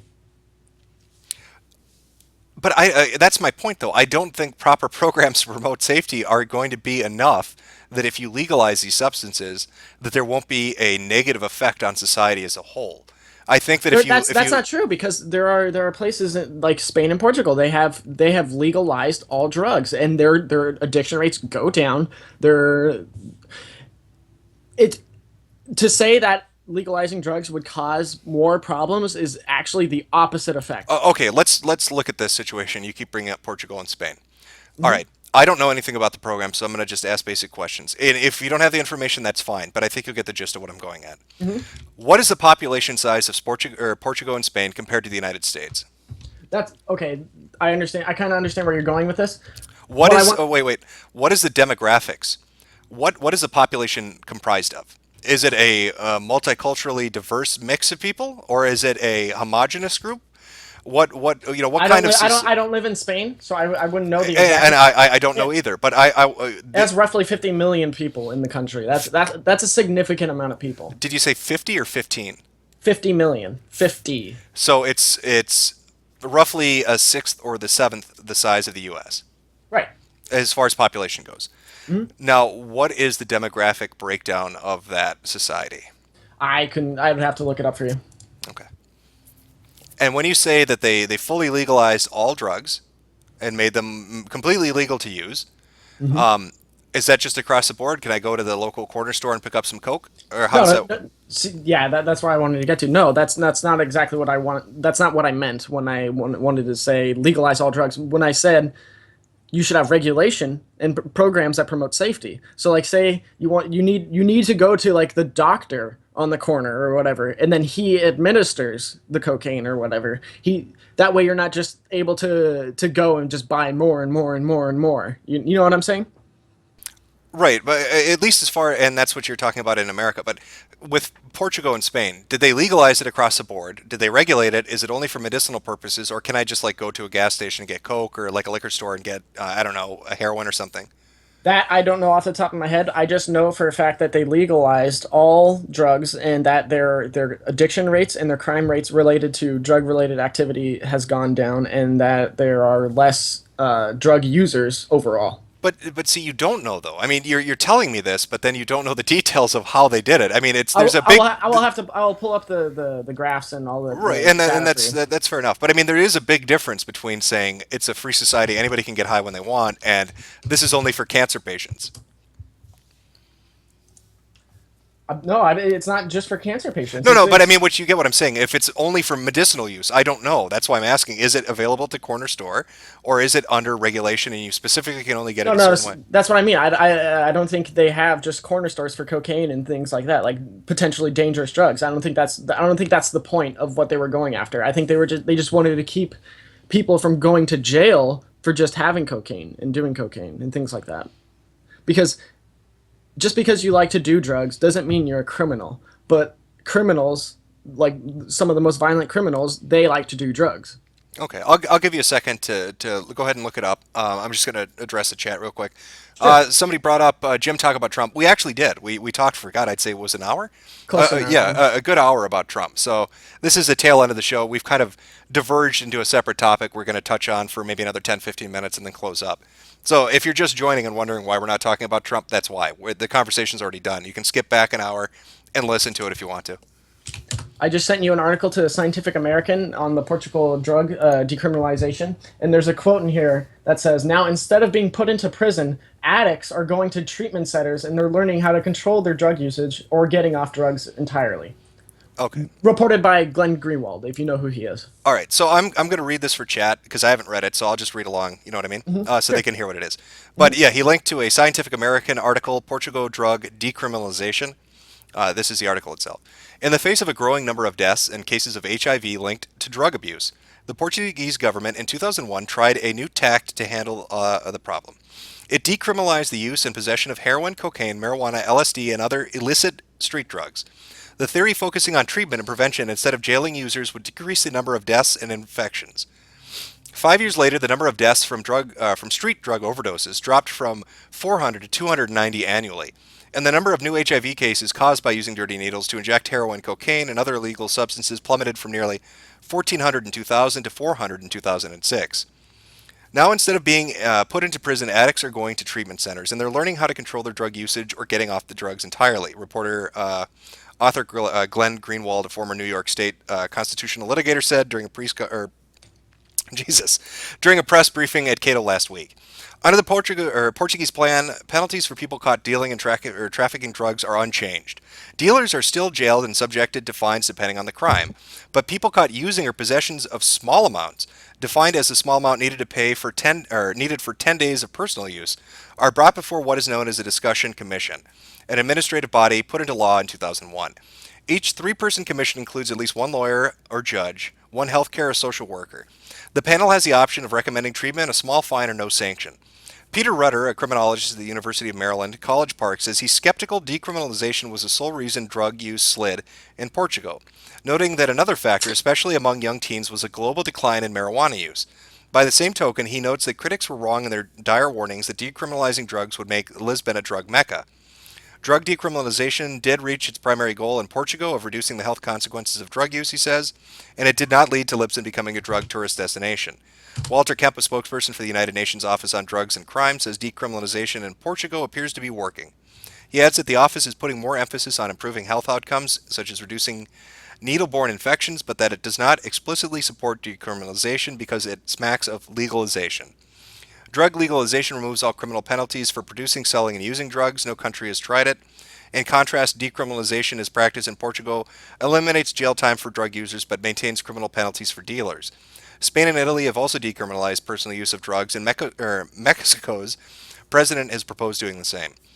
A spokesperson for the White House Office of National Drug Control Policy declined to comment, citing the pending Senate confirmation of the office's new director, former Seattle Police Chief Gil Karliski. But that's the end of it. Yeah. So it looks like there still are penalties in place for people that deal with drug drugs. Dealers. Yeah. And it also says, though, that the councils can recommend fines and jail time. Mm-hmm. Okay. For people that are doing illegal activities and potentially dangerous. Yeah. Okay, so this is it's 2001 to 2006, so it's a 5-year gap. But the deaths did decrease. There's no doubting that. Mm-hmm. But it's still 290 people dying annually. It's better than 400. But it's still 290. It's not like a silver bullet. Now the rate of the rate of infections did drop by about 1,000. It went from 1,400 to 400. And I personally haven't looked at any recent studies. I imagine that number has dropped even further. Okay, but when looking at this, they haven't been legalized. So it isn't. Decriminalization is the step to legalization. Yeah, but it may be a step. But at the point right now that Portugal is sitting, unless things have changed from this article, and how old is this article? This is 2009. 2009, yeah. So unless things have changed in the last 6 years, it still is not legal. It's only decriminalized to have a certain amount. They said 10 days worth of personal use, and it still is illegal to sell it. Mm-hmm. I think that's a good precedent to set. Okay, but you don't think that there are differences between, say, a Portugal or a Spain or a Mexico and America?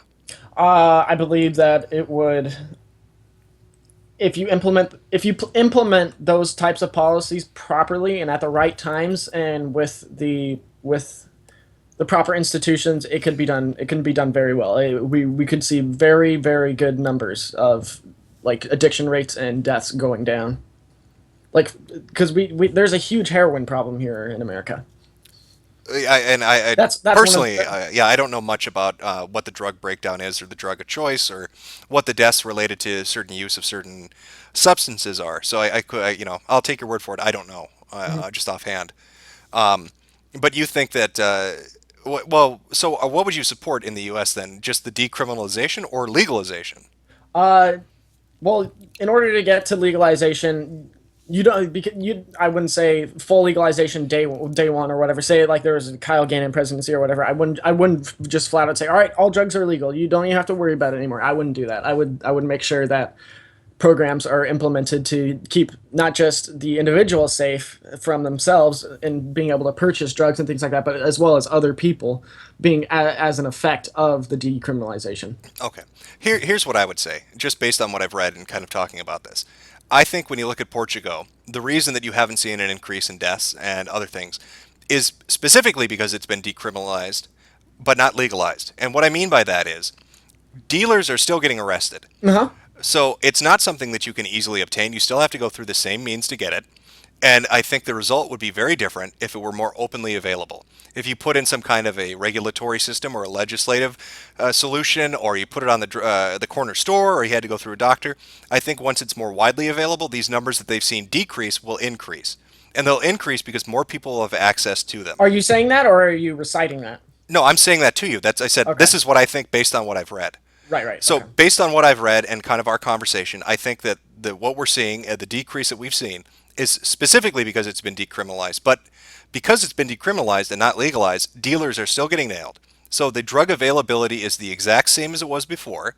It isn't available to more people, and so you don't have numbers to speculate or compare to. Go ahead. Sorry. No, go ahead. Here, you have to be hard on the very dangerous drugs like cocaine and heroin, but you have to be allowing of the safer drugs like LSD and MDMA and psilocybin, DMT, all those.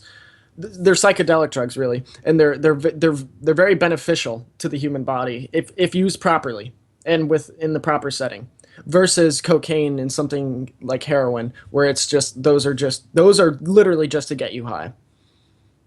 Well, Kyle, the function of a drug across the board is to get you high. I mean, people who are smoking pot aren't. No. People smoking pot. Let's cut the bullshit. People smoking pot and shit like that, or doing psychedelics. They're not doing it because they read books better. They're doing it to get fucked up. People. That's not true. That is That's not true. absolutely is true. In your opinion, it's true. Okay. What do you think the majority of people using drugs are doing it for? Do you not believe that the people who have cancer and people who have autism and stuff that we're not talking about marijuana? that. We're not talking about that. We're talking about decriminalization and legalization, opening up drug use to the public. So we're not talking about cancer patients and autism patients who are a small fraction of the users.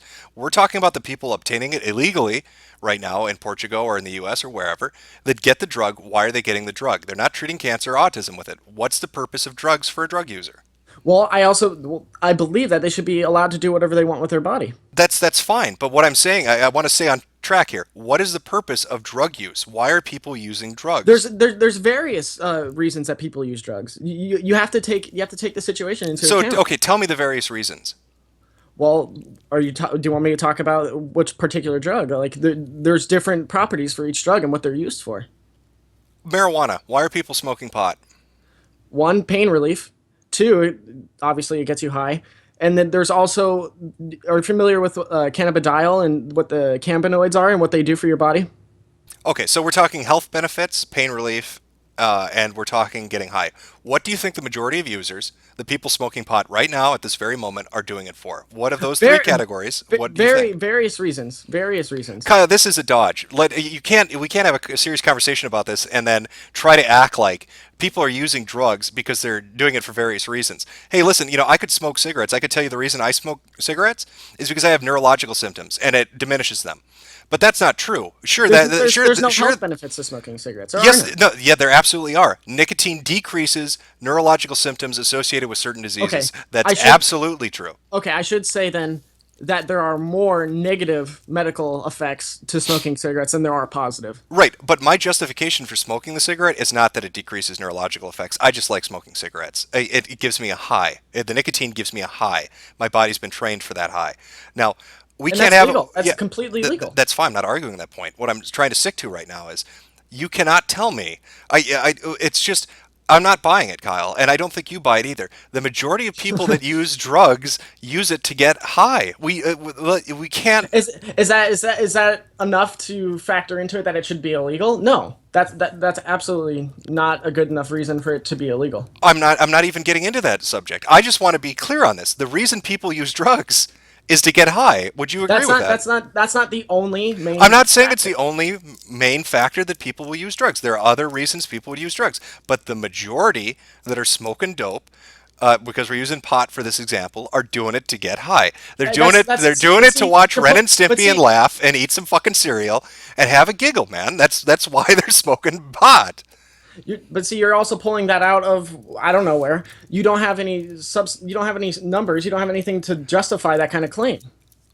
Well, I could say common sense, but fair enough. What numbers and justification do you have that show me the reason people are smoking pot on the majority are because they want to take care of pain and they have cancer? I'm sorry. Could you repeat that? Okay, you're saying that I don't have a number backing up what should be fucking common sense. I said fair enough. What numbers do you have to show that I'm wrong? What numbers do you have that show the majority of people who use drugs use it only for pain relief, medicinal uses, mind expansion? I would have to look that up off the top of my head because that's not something I know off the top of my head. So if you don't know it, why would you state it as being factual? I mean, you can argue with me that I'm wrong on this. I wasn't stating that it was being factual. I was stating that your position of that everybody is doing it just to, not, I wouldn't say everybody, the people are doing it just to get high. I feel like that's being disingenuous. That's not to the people that use it. You're not giving them a fair shake. Kyle, okay, all right. Do you? I don't want to get you in trouble. So hypothetically, Kyle, let's say we're living in a hypothetical world. Okay. In that hypothetical world, would hypothetical Kyle have ever smoked pot before? Absolutely. All right. Why did hypothetical Kyle smoke the pot? Because I have tendonitis. Tendonitis, and so when my knees. Again, this is hypothetical Kyle. So hypothetical Kyle only smokes pot for tendonitis and no other reason. I'm not saying that's the only reason. Okay. When hypothetical Kyle first started smoking pot, it was only for tendonitis. It was introduced to him as a way of managing tendonitis, and there was nothing else going through his head. He didn't think, I'm going to get high, I'm going to have fun. It was just, oh good, thank God I've got pain relief. That's literally one of the reasons, because I was playing baseball in high school or whatever, and then eventually shot out on me, and then I decided on my own accord that I needed to find a way to have pain relief, so I went to marijuana. Okay, and again, not you, hypothetical Kyle did. No, that's literal me. Okay, Jesus. All right. So, all right. Well, fuck it. Okay, so literal you, and this hypothetical situation, Kyle. Yeah. So literal you did that. Now, why go for an illicit substance for pain relief? You could just go to the doctor's office. They give you an X-ray and then medication for it. Because I don't want to get hooked on painkillers. Opiates and things. They're addictive and they're dangerous.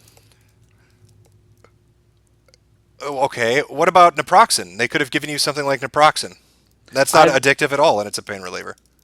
I don't disagree with using I don't disagree with using that, but this is a solution and it works for me. Yeah, but what I'm saying is, why would hypothetical Kyle go through the bother of locating marijuana illegally and then using it for pain relief when he could easily and legally have gone to the doctor and gotten a non-narcotic, non-addictive pain reliever? To say that, are you trying to imply that marijuana is a narcotic or addictive? Or I'm not sure what you're trying to. I just want to. I'll tell you what I mean after you answer. What I'm asking you is, why did hypothetical Kyle go get marijuana rather than go to the doctor legally and get something that isn't addictive, that isn't a narcotic based whatever, I'm just saying because one of your worries was I don't want to go to the doctor and get something that's like a narcotic or like I don't know fucking know like Percocet or something that might be addictive. Okay, fair enough. So why didn't hypothetical Kyle go to the doctor and get naproxen or something else like that is a pain reliever that would work on your tendonitis and that isn't illegal or a problem for you to get? Sorry, I had to talk to my girlfriend. I feel like I don't want to give my time and my money to the big pharmacy companies. That's one of the reasons. I also believe that putting these I don't want to say experimental chemicals that have side effects from prolonged usage into my body versus marijuana has been used for centuries and thousands of years, and it's known to be very beneficial, and there's no known negative effects from marijuana usage. There's no deaths related with marijuana usage. There's a lot of propaganda against it, but there's not a lot of facts to back it up. Okay. Yeah, I know what you're talking about with the overdose number. I know that there hasn't been a reported case of overdosing on marijuana because you'd need to smoke like fucking 20 pounds. You know what I mean? You'd have to ingest a ridiculous amount of marijuana to die from overdosing on it. However, I don't think it's fair that you necessarily say, I don't like pharmaceutical companies, marijuana's... It's this idea that natural... I'm not saying that pharmaceutical companies are bad, but for when I can get something that's very practical and easy access instead of paying way out of pocket for pills and things like that, because those do get rather expensive. Okay, do you grow your own antibiotics? Do you got like melon sitting on the counter when you cut your arm?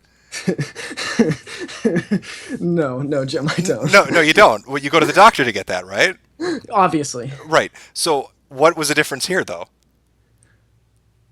What if you go to the doctor to get antibiotics, you could grow your own, There are ways to do it. So obviously, yeah, there are, but it's not practical.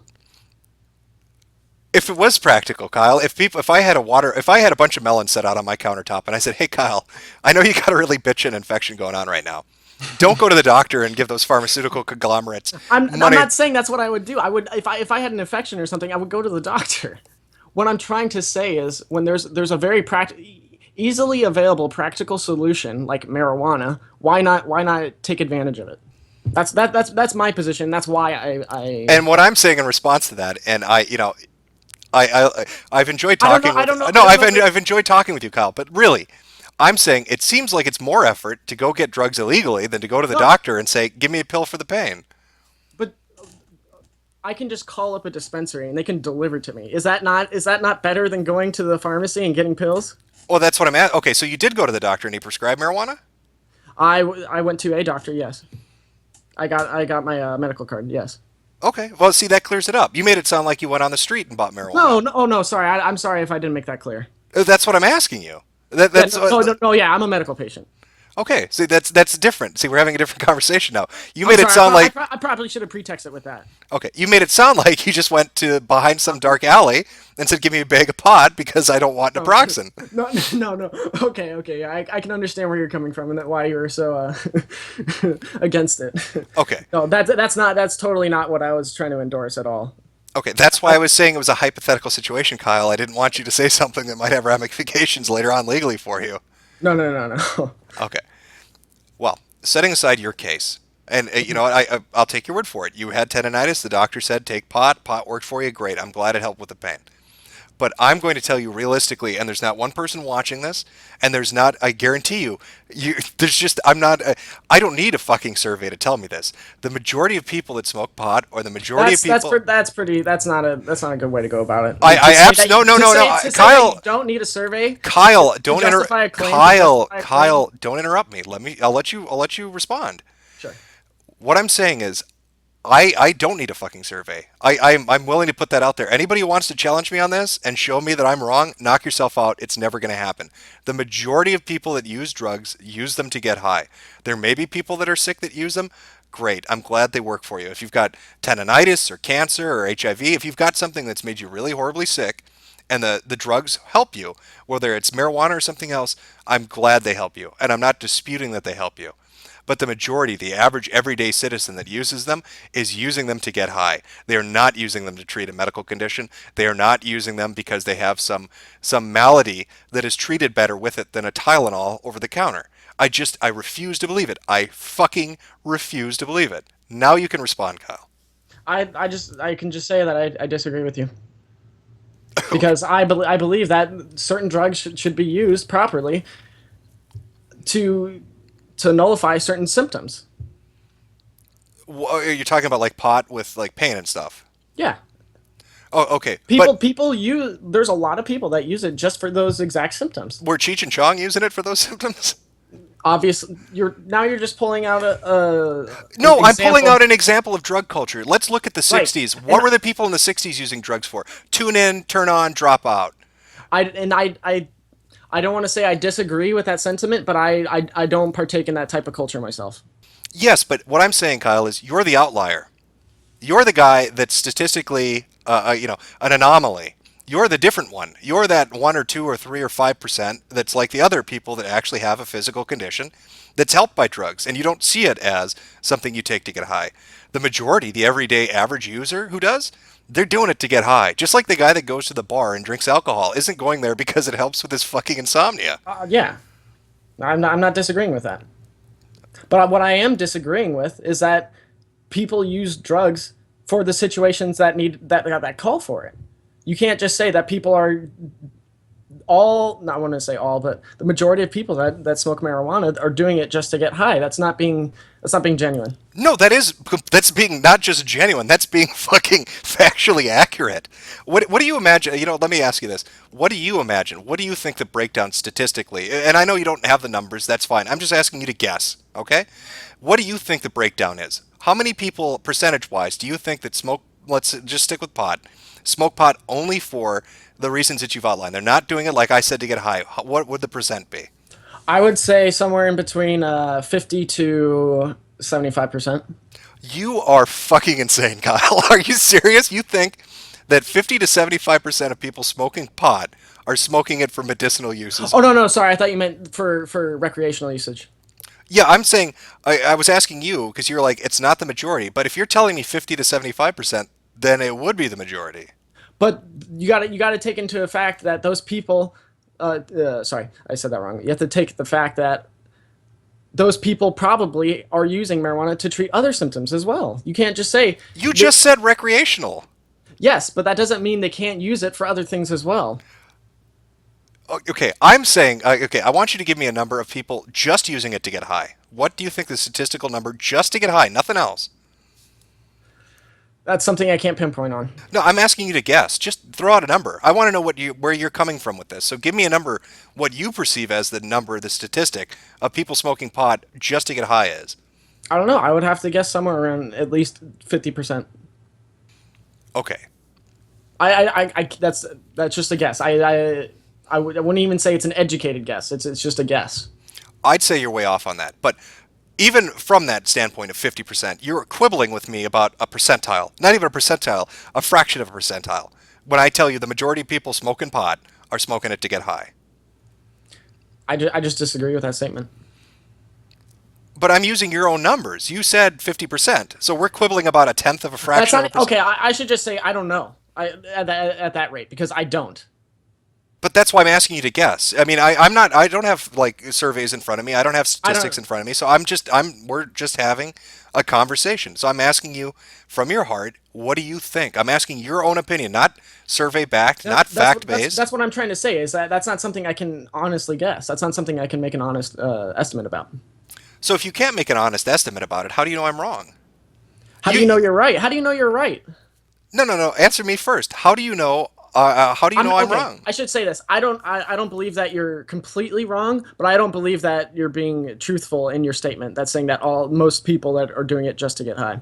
You think I'm intentionally lying to you? No, I didn't say you're lying. I just think that you don't know all of the facts and all of the data to be able to warrant a statement like that to be true. And like I said, I put this position out there. So if I'm wrong, and people listening to the stream, people who listen to this later, whatever, if I'm wrong, feel free to post the statistics. But it will be a cold day in hell when you show me a number that says the majority of people smoking pot or doing drugs aren't doing it to get high. That's just not human nature. That's not the reason we use drugs. I'm telling you, I know you may not believe me, Kyle, but I'm telling you on this one, I am right. I am 100% right on this one. And if you can get the numbers and show it to me, then and prove it, then I will accept it. But until then, I just disagree with that statement. Okay. All right. So we went a little over time here. We'll leave it with that. It's a friendly disagreement. Yeah. Okay. Well, I thank you for coming on, Kyle, talking about Trump and then, talking about drug use and stuff. We kind of went a little off topic on that, but whatever. It's a stream. There's no set schedule. Again, thank you for coming on. And it's always nice talking to you, Jim. Yeah. Have a good weekend, man. Yep. Oh, wait. If anybody wants to follow me on Twitter, it's at Deganic. Okay. Go ahead and throw it out there. How do you spell it? At the Ganic, all one word. No. How do you spell it? Ganic is a weird. Okay. Yeah. It's GANNOK. Okay, so if you want to follow Kyle, that's at TheGannok. Yep. Okay. All right. Well, you have a good weekend. Same thing for my YouTube channel too. Same thing for his YouTube channel too. All right. All right. Have a good one. Nice talking to you, Jim. Yep. Bye. All right. So we went a little overboard on our time. A little longer than I expected to go, but it was an entertaining conversation nonetheless. He brought up his opinions on why he thought Trump was wrong. And again, it's a little vague. Even reading through it, it's really kind of hard to pinpoint what Trump's position on the database thing is. He had the interview with Yahoo News, and then he had the interview with MSNBC. So it's hard to pinpoint down. He didn't really give a straight answer. So it could go one way or the other, really, to be honest with you. And then we had the Rand Paul supporter on earlier, who shared his position on why we should stand with Rand, if you can find him when you're standing, because you'll have to look down. And then talked about drug use. Again, I put this challenge out to anyone. I'm willing to admit if I'm wrong, but I'm going to just say 100%, the majority of people using drugs are using it to get high. There's no other reason that they're using drugs. I'm not discounting the fact that there are people who have illnesses and use them, but the majority that use them are doing so to get high, just like the majority of people that drink alcohol do so to get drunk. There's always an outlier. There's always a statistical group that does it for a different reason. But common fucking sense. You're not going to sway me unless you've got some really fucking compelling evidence. But we're gonna leave it at that one. Thanks for coming out to the stream. Next week we're going to have oh my god, actually, yeah, let me tell you about next week. I've got somebody scheduled for a libertarian candidate, so I think that'll be interesting. I want to make sure I get his name right. Pull it up here real quick.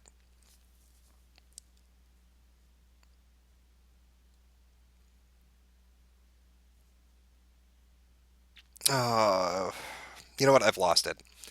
Whatever. Next week we've got the libertarian candidate supporter coming on, and they'll pitch their candidate. If you have a candidate you don't like, you want to condemn a candidate, you can come on just like Kyle did at the end of the show. We'll give you an hour. You can tell me why you disagree with their political standpoints, their platform, and we'll go into depth about that. Anyway, guys, thanks for listening to the Metocast. Have a nice weekend.